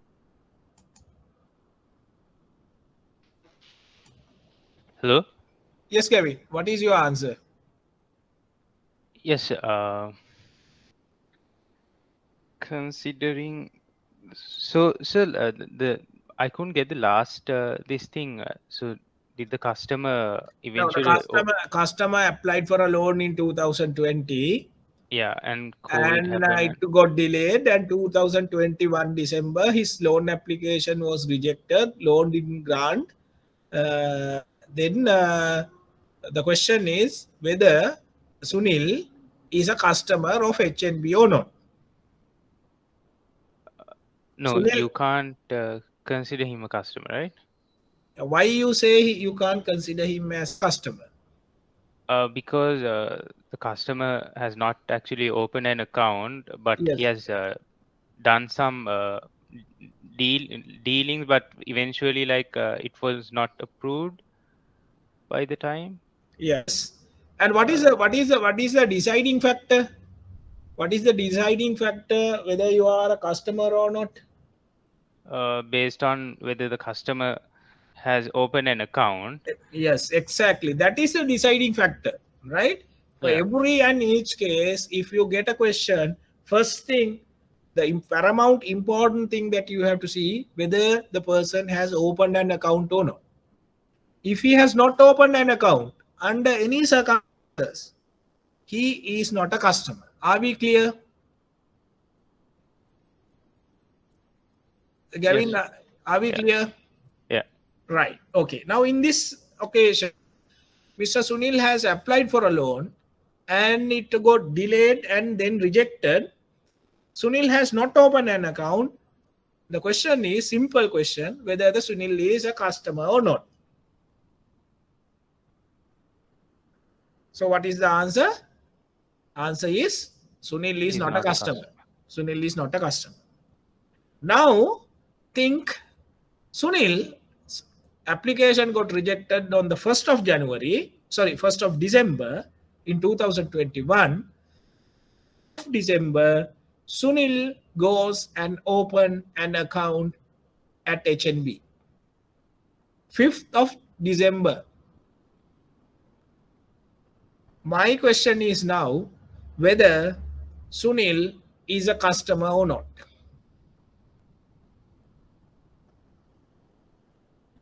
Gavin, what is your customer? He is a customer. Very good. So deciding opening an account. Now he has opened the account. He is a customer.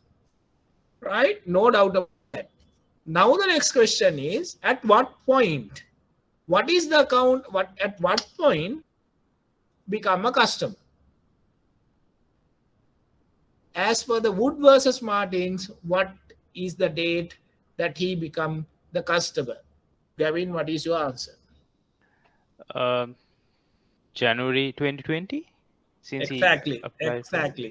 That is the date that the banker-customer relationship starts. As per the Wood versus Martins, even though the person has opened the account later, if he has dealt with the bank before that without an account, once he opened the account, he becomes a customer of the bank from the first date he the bank.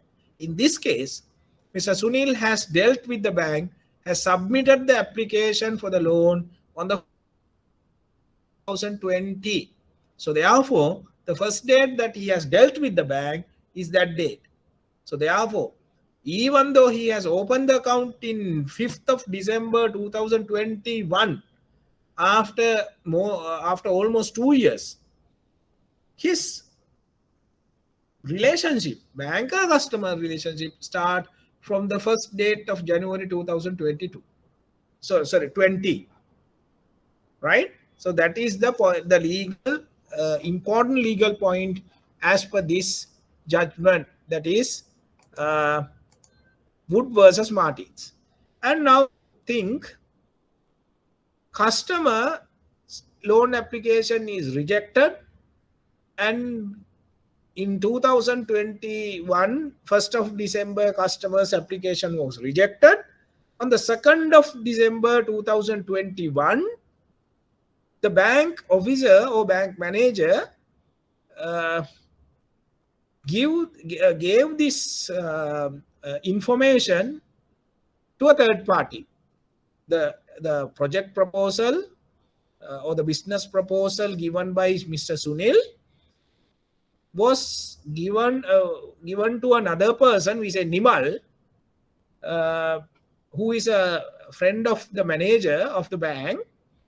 And Mr. Nimal, who took the project of Sunil, has now got the information, and now he is a competitor, and he is now has started manufacturing this so-called item, whatever that protection, the gas cylinder protection item. Now he has started manufacturing of that. So Mr. Sunil, technology has been stolen by this person, and there's a huge loss to Mr. Sunil. The question is whether the bank is liable for divulging of that information under the banker-customer relationship. Can someone please answer to? These are the type of questions that you will get for your exam also. That is why I say it is very important to discuss the points, the low points, and the questions, or rather the cases then and there, and clarify your doubts then and there. Chaturanga, are you there? Can you try that part? Yes, actually, sir, as per the Woods and Martins Bank Limited, the customer relation is the customer started dealing with the bank. Yes. So as per that, that is the time where the customer reveals his secret to his manufacturing plan to the bank. So, so if the customer has not revealed it to a third party, there is the only person or the only place where it can be given to another party is the bank. So in that case, customer, I think the bank holds the responsibility of revealing the secrets of this particular product.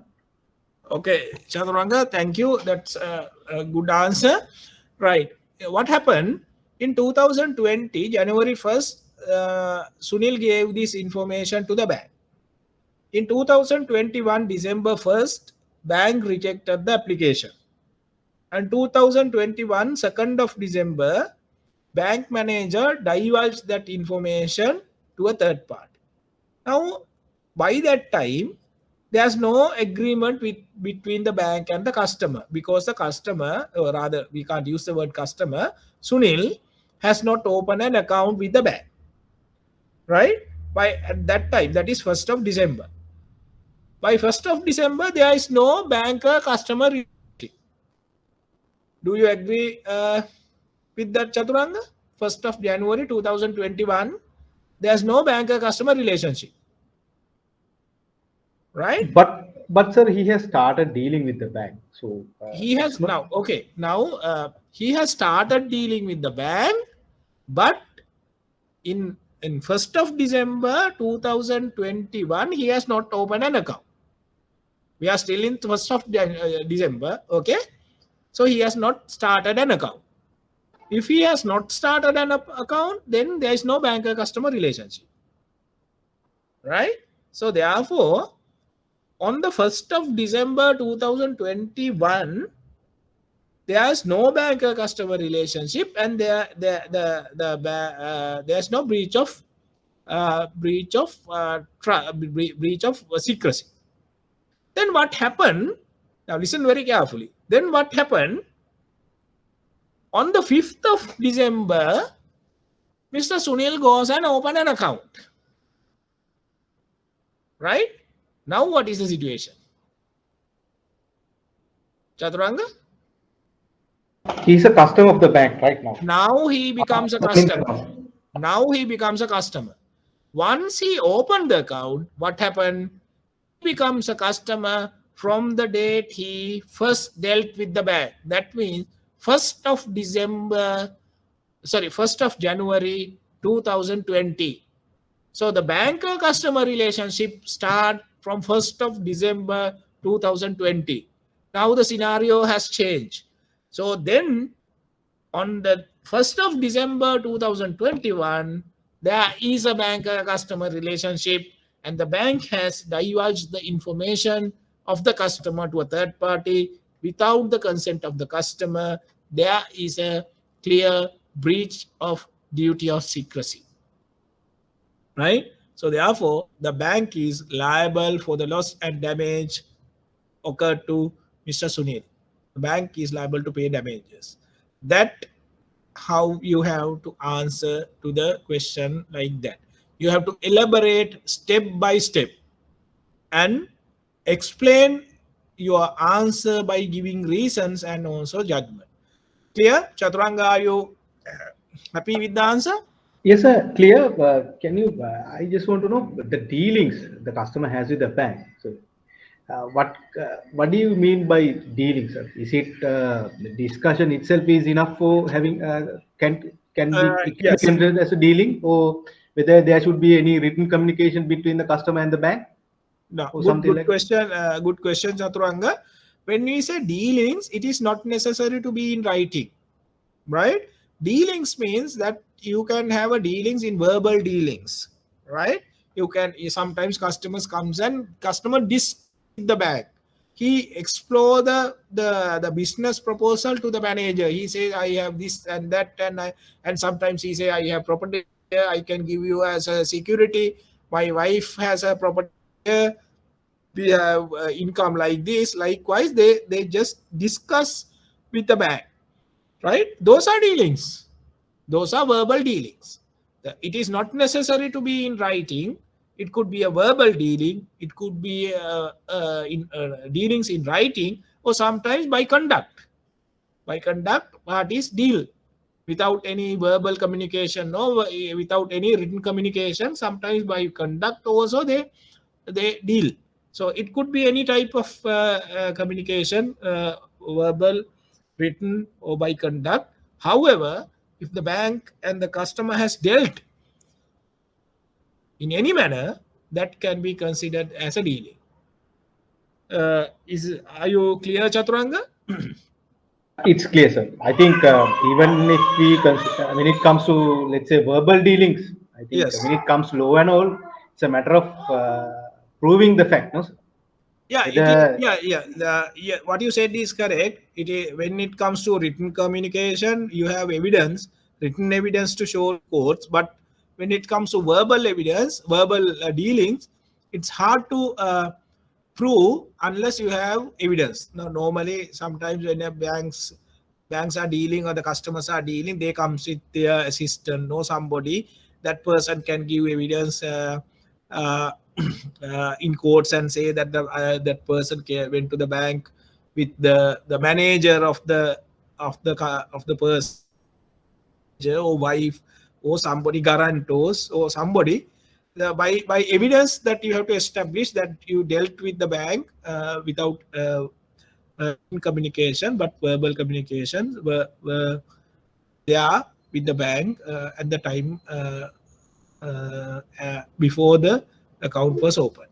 So, questions? No one has any questions? Only. Hello. Yes, Ranga. Yeah, just as a small clarification. For an example, sir, right now there are persons who are visiting branches without any Ranga, account. I can't hear you properly. Can you speak a little louder? Can you hear me now, sir? Yes, correct. Now it's okay. Good. So for an example, right now there are people who are visiting banks without any accounts, without any other relationship, just for, say, to deposit funds to a third party account or a bill payment or something. So in this case, can this as a dealing with the bank?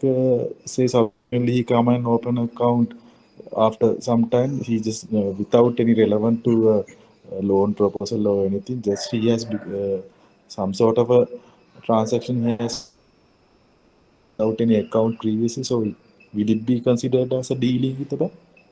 Yes, good question, Rangana. Give me 1 second.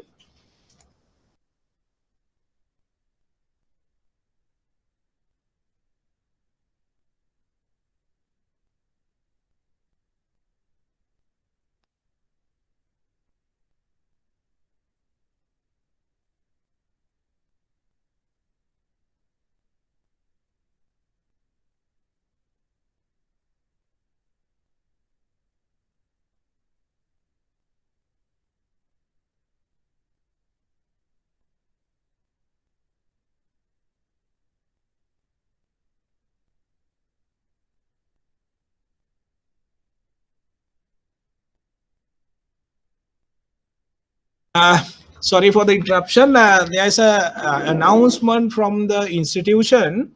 Our next class will be on 2nd of January 2022. Everyone, please listen very carefully. It's not the next week. It is 2nd of January, Sunday, 2022. Because next 2 weeks they are going to have exams, and the 26th is the Christmas weekend.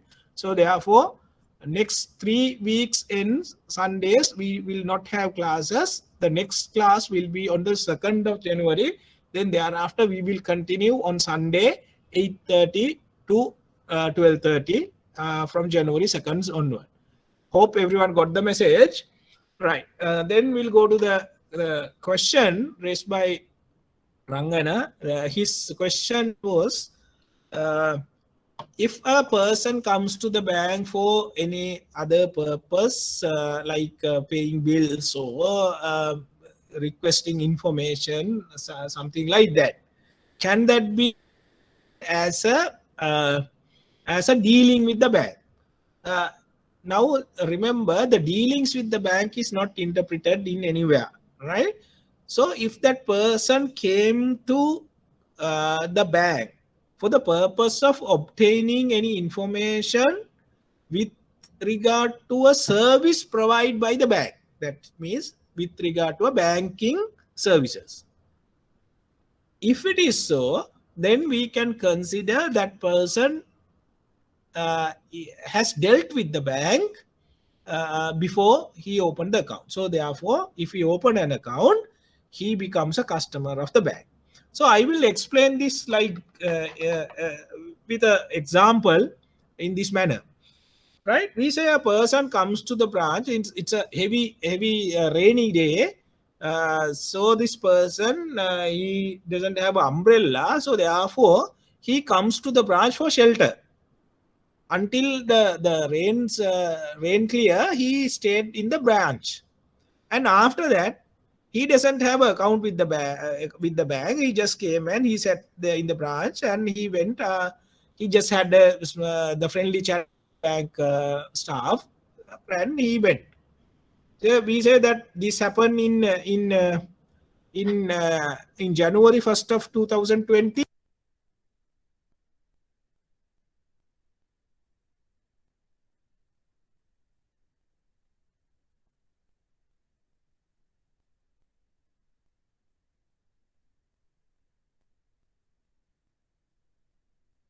Sorry, right now, after in December 2021, he opened the.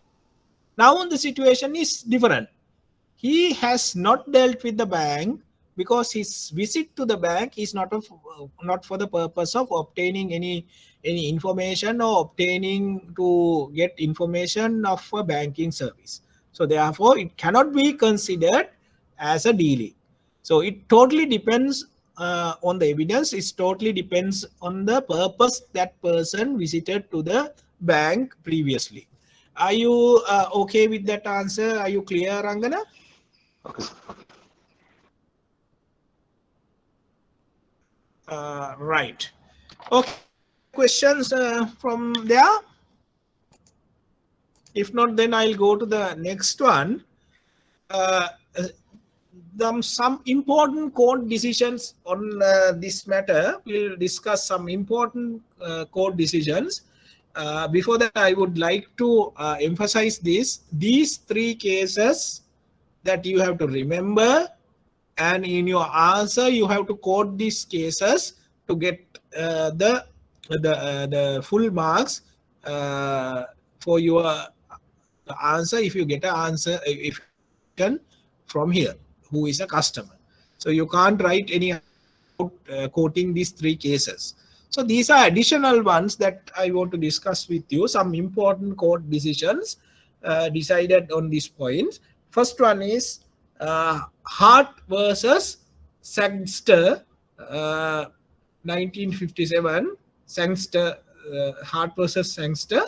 The person must have some sort of account, either savings or current account or some similar relationships to make him a customer, such as a fixed or term deposit. A person becomes a customer of the bank immediately he opens an account with the bank, even though he may never operate the account. So the decisions in these two cases, that Great Western Railway matter and Commissioner of Taxation versus English Scottish Bank, these two cases, the law principle established by these two cases have been followed in this case, Hart versus Sangster, 1957 case, and also Ladbroke versus Todd case. It was decided to become a customer, duration of relation is not essential. This is another important thing that court decided. Duration of the relationship is immaterial. Soon after the account is open, at that onward, he is a customer.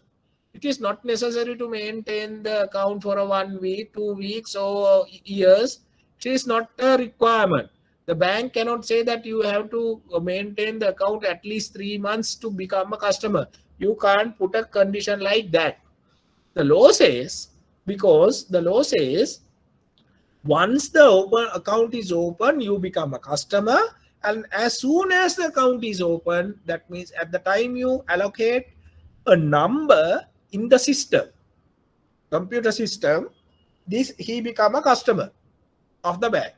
Now we are operating with the computer system. Before this computer system comes into operation or introduced, the banks, they had big books, ledgers and ledger books. That means if a bank officers, they open a page, ledger page under the customer's name, a name in that ledger, then that is the point that we consider as the account. So likewise, in this matter, Ladbrokes versus Stone, it was decided the period that he maintained the account or the relationship is immaterial, right? It could be a second or millisecond after opening the account. He is a customer. So bank customer relationship start at that point. It is another important case decided on this point. And Lloyd Bank versus Chartered Bank of India and China, in this matter, it was decided one bank can be a customer of another bank. If a bank A is clearing check for another bank, that is bank B, the bank A becomes the customer of the principal bank B. Now, we say a person can once a person open an account in a bank, he becomes a customer of a bank, and a banker-customer relationship start from the time the account is open. So that is the principle. When we say the person, a person can be a natural person, a person can be a legal person like company or even a proprietorship or partnership, whatever, right? A person or even a legal person. Now, the important, interesting thing is one bank can open an account in another bank. Now, we know the bank, when we say bank, as per the Banking Act requirement and as per the licensing requirements, bank first has to register as a company, then has to obtain a license. So basically, bank is a legal entity or legal person, a company. So company can open an account in a bank. So therefore, one bank can open an account in another bank. So for example, we say HNB can open an account at a commercial bank, right? They can maintain an account in another bank. So then what happened? Once the account is open, the bank who opened the account in the other bank becomes the customer of the main bank who allows to open an account. So the HNB is the customer, commercial bank is the bank. There, the relationship is banker-customer relationship. It is the both ends. There are two banks, right?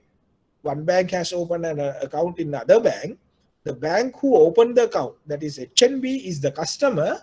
The bank who allows to open the account, that is a hosting bank, is the bank and considered as the banker under the banker-customer relationship as the bank who maintains the account. So therefore, it is a banker-customer relationship again. Remember that. So any questions from this one up to this point? Excuse me. Yes. Just I have the little the clarification, because once we the discussing here, so Rajakaruna, can you speak a little bit louder? so can you hear me now? Yes, yes. Right. Yes. What we're discussing here, the how to become a customer. I mean, the customer and the bank and customer relationship. So, so once, just I want to find out whether account means that is the liability accounts. I mean, we have liability products as well as the assets, right? So Yes. the savings account, fixed deposit as for the, I mean, that is we can categorize as the liability products, and the advances, I mean, like the credit cards or the pawning accounts. So how we should consider as a customer? I mean, that is only the liability products can be considered as the account. I mean, to become a customer, or the pawning account, or the credit cards account, or other something like Yeah. liability considered as a customer. Good, very good question. It is not liability products. Any account, any type of account. It doesn't matter the type of the account. It could be a savings account, current account, even a credit card account, even a loan account, pawning account, whatever. It doesn't matter the nature of the account. If there is account, any type of account, then that person is a customer of the bank. Clear? Yes, yes, yes, clear. Right. So the credit card, when we are issuing a credit card, customer has to open a credit card account. Sometimes that credit account could be an internal account where the customer cannot operate, but all the transaction will be captured in that account. That is enough, because that is a banker customer, that enough to create a banker customer relationship. From the question that raised by Mr. Rajakaruna, I will go into another area that I want to discuss.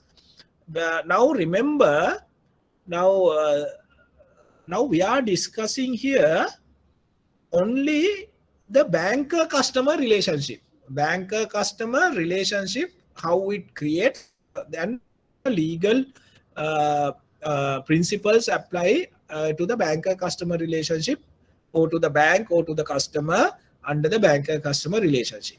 Now don't misunderstand that between a banker and a customer there can be only one relationship, that is banker customer relationship. No, that is not the case. There can be several types of relationship apart from the banker customer relationship. For example, let's say a customer get a loan by mortgaging a property, by mortgaging his property.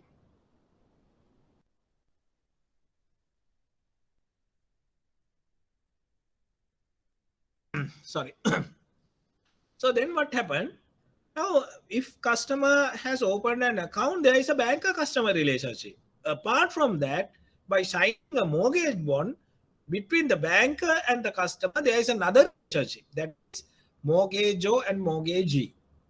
Right? If customer get a pledge loan, then there is another relationship. Right? Then likewise, there can be different types of relationship that we are going to discuss under the same topic in a later day. There is a area that you may see that in my second slide, that I said that we are discussing 8 subtopics. So different types of relationship is one of those topics that we are going to discuss. So remember, apart from the banker customer relationship, there are several types of relationship that can be create between the bank and a customer. Anyway, I answer to the question raised by Rajakaruna. It could be any type of account. It is not necessary to be asset or liability account. So it could be any type of account. As per this case, see, Great Western Railway versus London Stock County Banking. Customer is a person who holds any type of account. Current account, savings account, fixed deposit, term deposit. Yeah, true that I have given the examples in this nature, but it applies to other accounts also, like credit card accounts, loan accounts, leasing account, leasing recovery account, or whatever.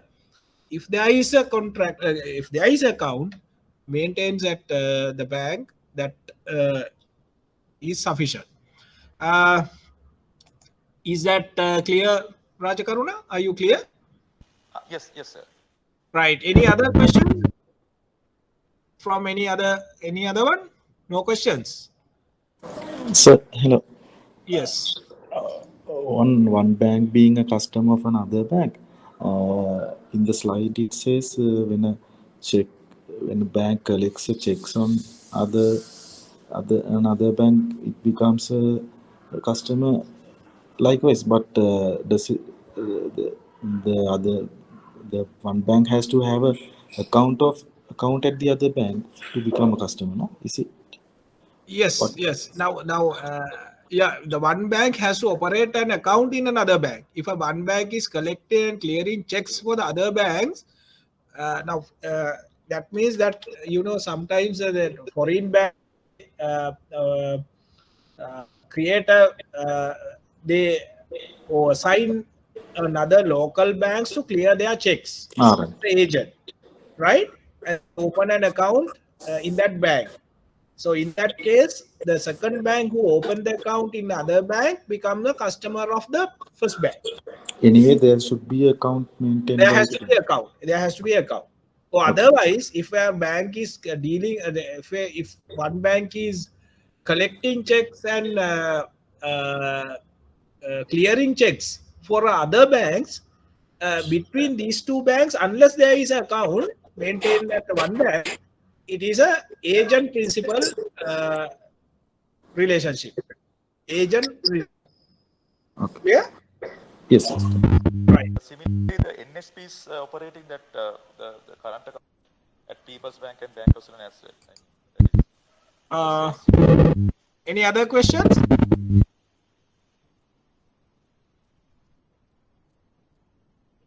Okay. So then I will go to the next one. Another important case. I think this one we discussed already. Sorry, it's a repetition. Just forget about this one. Then about the commencement of the relationship, the banker-customer relationship commences as soon as the bank accepted the mandate and the first deposit.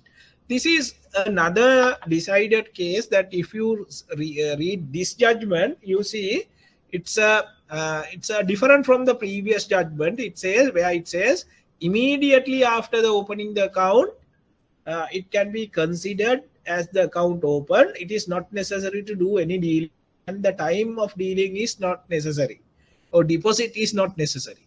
But in this case, there is another principle by the court. It says the banker-customer relationship commence soon as the bank accepted the mandate and the first deposit. Now you see there and the deposit. So there are two parts. One is that you have to accept the mandate, and two, the first deposit. Unless the account is open, you can't deposit money. So that it is very clear that account has to be open under the name of the customer. Apart from that, there is another condition that they have put here.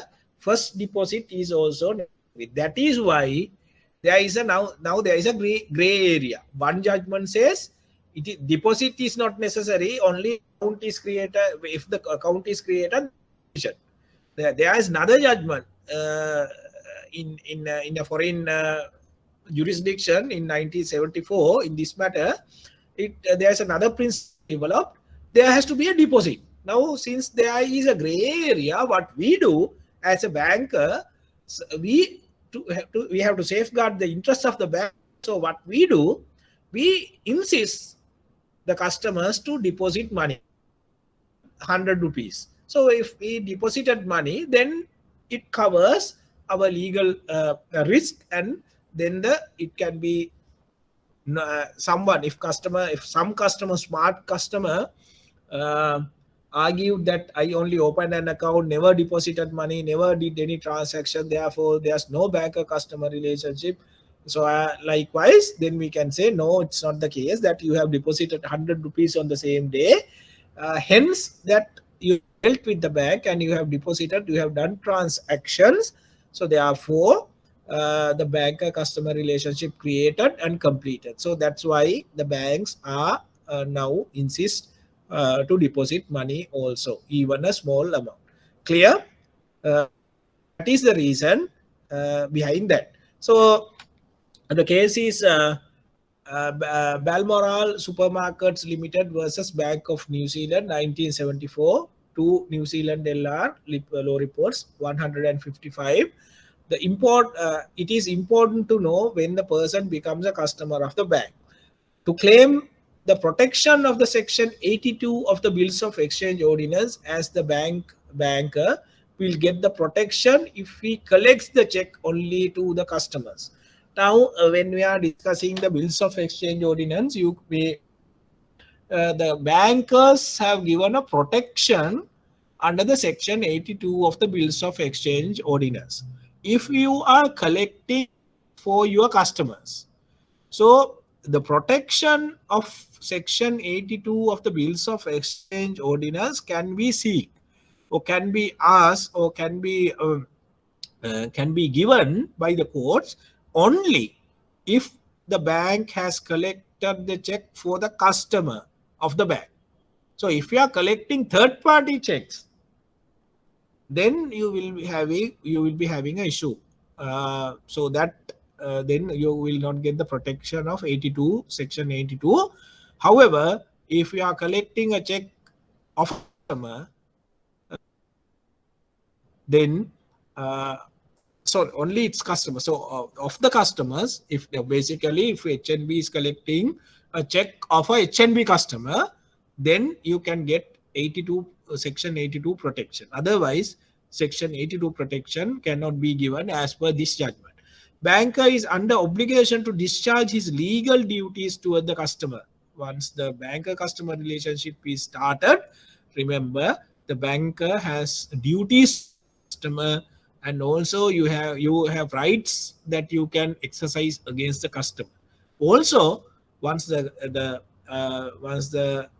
relationship start, customer has a duty. Customer has duties towards the bank, and also he has certain rights that he can exercise against the bank also. That you have to remember. So, any questions up to now? Okay, so then I'll go to the next one. Yes. Yeah, the small clarification here. So first deposit should be in physical cash, or the fund transfers can be accepted. I mean, to open up a account. I mean, to become a customer. Right. Okay. Another good question. Now you can see the law has developed. Law is actually developing. But one thing that we have to remember, the commerce and the technology develop than law. So law is behind the technology and the commerce.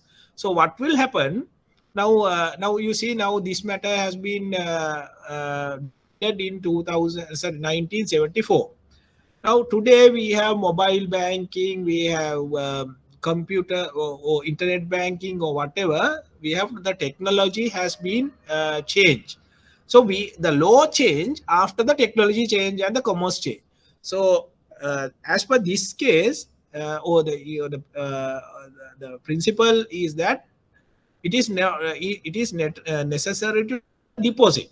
The method of deposit is not mentioned here. So, however, if the account is, it could be by way of a physical cash, or it could be a fund transfer, or whatever, foreign fund transfer, or whatever. The method is not defined, so therefore we can consider any credit to the account, any deposit to the account in material.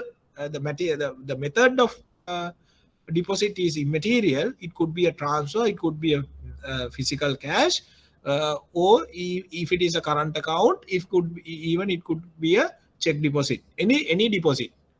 If the account is credited, then that can be considered as a deposit under the law. Clear? Excuse me, that's if it is a check, so we are collecting a check, it will be credited, I mean check will be cleared the following day. So the account is open today, yes, but funds will be credited the following day. Yes. So is there any I mean that is the account is open different date, yes, but cash also the credited to the following day. Yes. So is there any, this thing, I mean that is the barrier about this? Yes, yes, yeah. Now, as I told you, as per the previous judgment, the law says, the judgment says, immediately after opening the account, the banker-customer relationship starts, and the deposit is not necessary. Then after that, the law has developed in a different manner and given a judgment which says the relationship commences soon as the bank accepts the mandate and the first deposit is made. Now there is a gray area. As I told you before, there is a gray area. Now in this case that you said, the customer opened the account today, but he doesn't deposit money. Tomorrow a check deposit comes and the check will be credited tomorrow. So in a situation like that, what will happen? At what point that we consider the account is open? Now, as per this judgment, the first deposit comes tomorrow, not today. So therefore, relationship starts from tomorrow. So that is why I advise you, we have to safeguard the interest of the bank, right? So therefore, my advice to the bank is, if customer open an account today, you insist the customer to deposit money on the same day at the time of opening the account. So then the matter is over. So otherwise what will happen, if customer open the account today and imagine the customer never deposit money, never done any transaction, only the interest, or if there is money, only the interest will come, or service charges will be added. So that is not a credit. So that is a charges debited to the customer's account, then no transaction. So then in a situation like that, customer can challenge. So therefore, the best thing is to advise the customer to deposit money then and there, even a small amount, right? So basically, when you are opening the account, you insist that most of the bank, they insist to deposit even 100 rupee.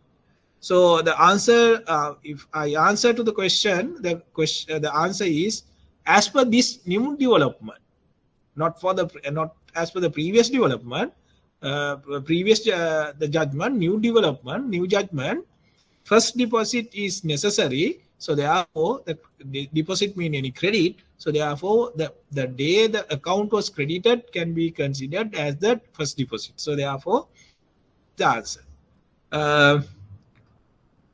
Any are you clear, or any further clarification needed? That is clear, sir. Thank you. Okay, right. So then we'll go to the next one. The relationship. Excuse me. Yes.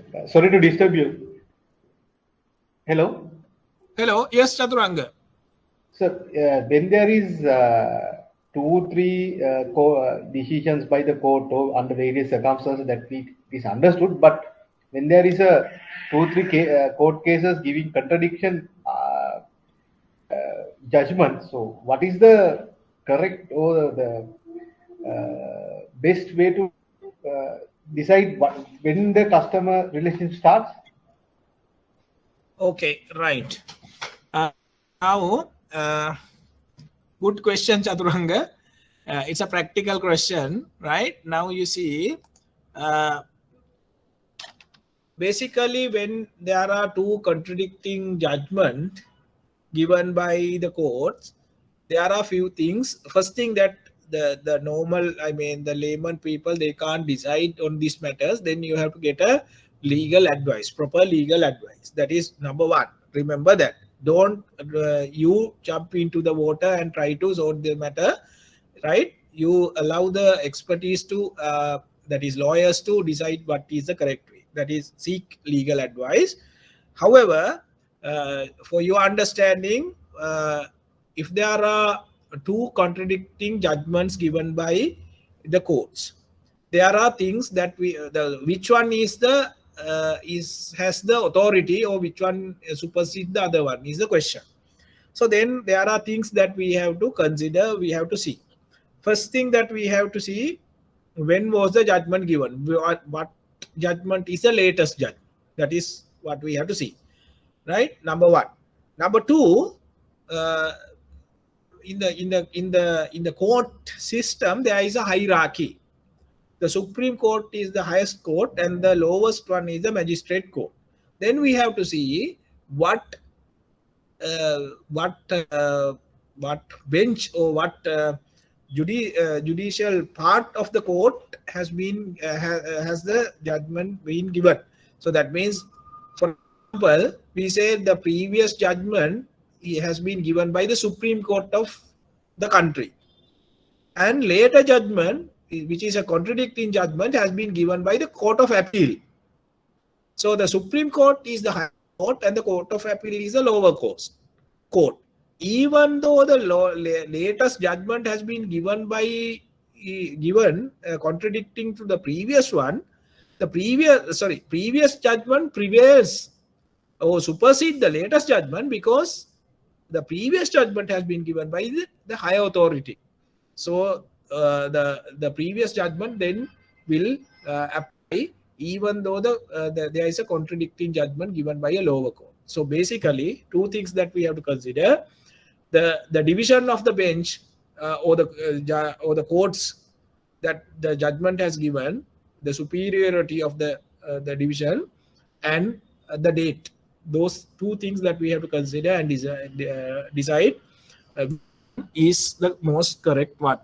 So here the question is, in this matter, this was a judgment given in the New Zealand, and the previous judgments, these are decided cases in England. So basically, the English cases are directly applying to us. However, the question here is, the New Zealand and Australia and some other countries also follow the English law. So therefore, this has an indirect effect on our legal system. If this is decided in China or somewhere, we don't have to bother, because they are not following English banking law. However, the New Zealand, Australia, and some other countries also, especially the Commonwealth countries, they are following English banking law. So therefore, it has an effect. That is why we are bothering about this contradicting judgment. Clear? It's clear, sir. It's clear. Thank you. Right. Okay. So the next. So one small question. One more. So when it comes to the exam, actually, what kind of answer would you want us to give? Is it like just the account opening, or whether is it like accepting the mandate and first deposit? Do we have to mention all that, or just? Yes, a very good question, Gavin. Very good question. Very important question. Now, in your answer, if you get a question to say explain at what point a customer account considered be created, then you have to write both, right? You have to explain the judgment that account opening point at the time of opening the account is sufficient, deposit is not necessary as per this judgment. Then you have to further say, however, as per the judgment decided in this matter, it has been decided later in 1974, the mandate has to be collected, and also first deposit is necessary as per this judgment. Likewise, you have to give a comprehensive answer describing both decisions. You don't want to give a clear answer which one is correct and which one is wrong, but you have to elaborate both. Then only you can get the full marks. Okay? Yes, sir. Got it. Thank you. Right. So, so if you don't have any other questions, I will go to this slide. Right. Then the relation between the banker and the customer. What is the, now we know, we discuss who is a bank, and when we discuss what is banking business. That is the second subtopic. Then the third subtopic we discuss who is a customer.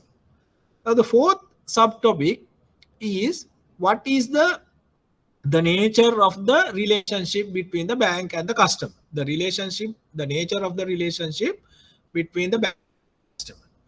Now, the banker-customer relationship is a contract. It's a contractual relationship. So when we say the contractual relationship, you may remember that I told you before at the beginning, the contracts are governed in Sri Lanka by mostly by Roman Dutch law.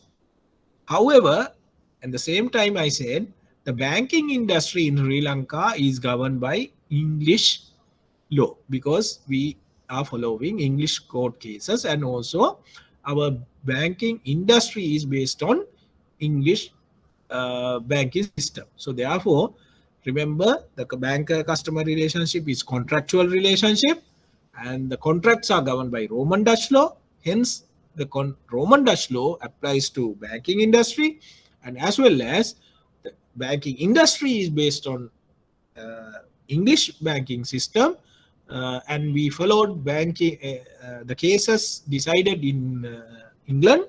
So therefore, the English banking law applies directly.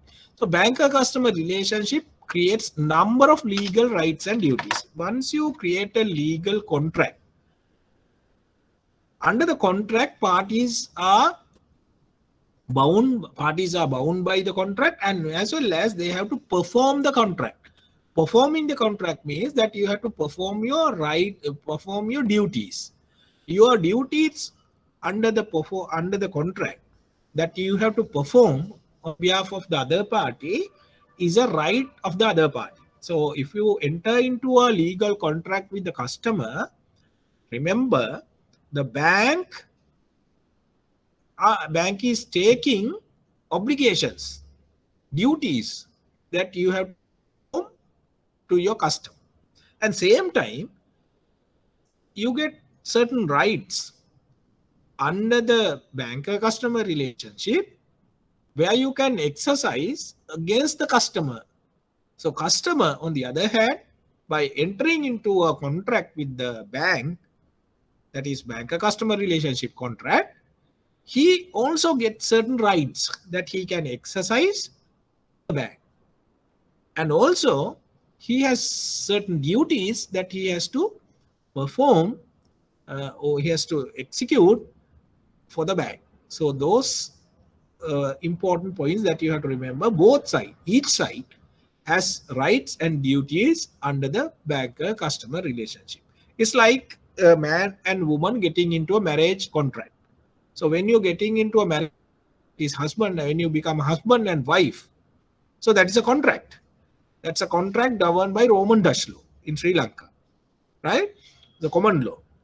So then, under that contract, the husband has certain duties to perform towards the wife, towards his family. And also, wife on the other side, the woman has to perform certain duties towards the husband and family. So that is the customer. Banker-customer relationship also like that. One side you have bank, the other side you have the customer. The contract or the relationship or the connection between these two is a contractual relationship. The bond between them is a contract which is governed by Roman Dutch law and English law, which creates certain legal rights and duties. The most of them are, third point here, the most of them are implied legal rights and duties. This is very important. Remember the word implied. Implied means it is not written. It's not written. It is implied. Vyang. In Sinhala we say Vyang. Right? It's not directly say. It says indirectly says, and it is not expressed in anywhere. Now, when you are entering into a agreement with a customer, when you are creating a banker customer relationship, what are the documents you take? You take the mandate and certain documents, KYC, likewise certain documents you take, but you don't sign an agreement, lengthy agreement with the customer. But I think a situation like that, that you go and get a lease facility from a leasing company, you get sometimes an agreement where it has 10-15 pages, 100 clauses. Think an agreement that you get signed from the guarantors, sometimes it has 15 pages, 300 odd clauses. Likewise, you don't sign an agreement with the customer when you are entering into agreement with the customer, banker customer relationship. You get only one-page document. That is called mandate, right? That is called mandate. But that mandate carries certain conditions. And apart from the mandate, some banks gives a general business terms and conditions, which carries another 2 or 3 pages, which gives some conditions. But if you read those conditions, right, if you carefully read those conditions, you will see those conditions are provided by the bank, right, not by the customer.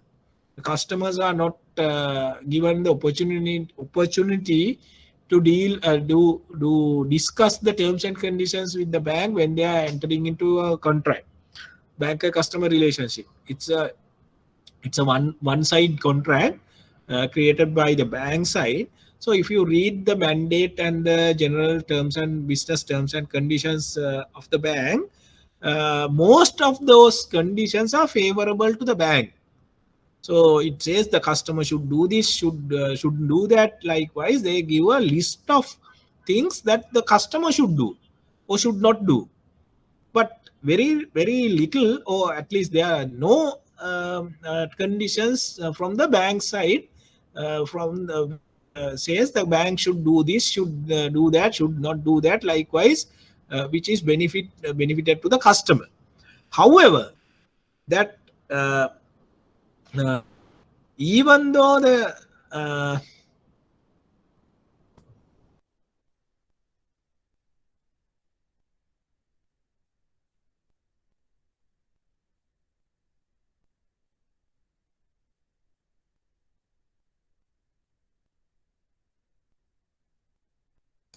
sorry, sorry, what I said, even though it is not mentioned in the agreement or what mandate or the general business terms and conditions, there are accepted terms and conditions. There are accepted by the court of law or by the practice of banking. There are 100 or thousands of terms and conditions applied, and as well as the customer under the banker customer relationship impliedly, even though those are not written where. So that you have to remember, you can't restrict your agreement or the terms and conditions to the general terms and business terms and conditions, or to the mandate or whatever the documents that you provide to the customer at the time of opening the account. It is not like that. There are 100 or thousands of terms and conditions impliedly apply to the legal rights, impliedly apply to the banks and the customer under the banker customer relationship once you create the banker customer relationship.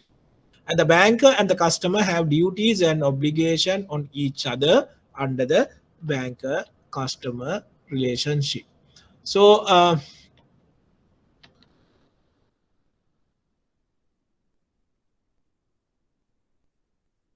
right, so it's now 12:30. The time is over.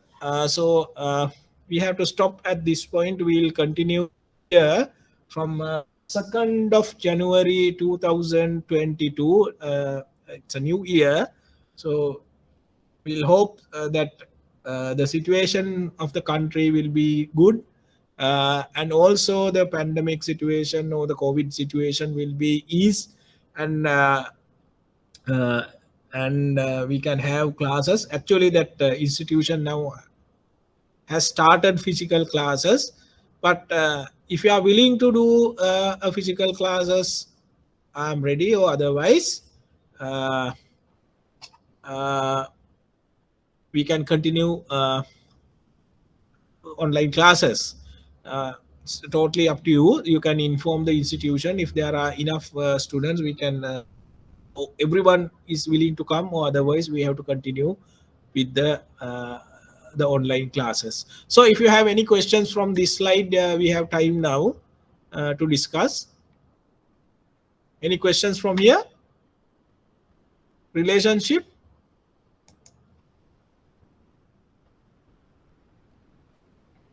Okay, if you don't have any questions from this slide, so we'll stop at this point and we'll continue from there on next date, on the 2nd of January 2022, 8:30, Sunday 8:30. Thank you very much for your participation. And I have shared the notes, and please read those notes. Only one note I have given, but it covers everything. So we'll continue from there. Thank you very much for your participation. Thank you, sir. Thank you, sir.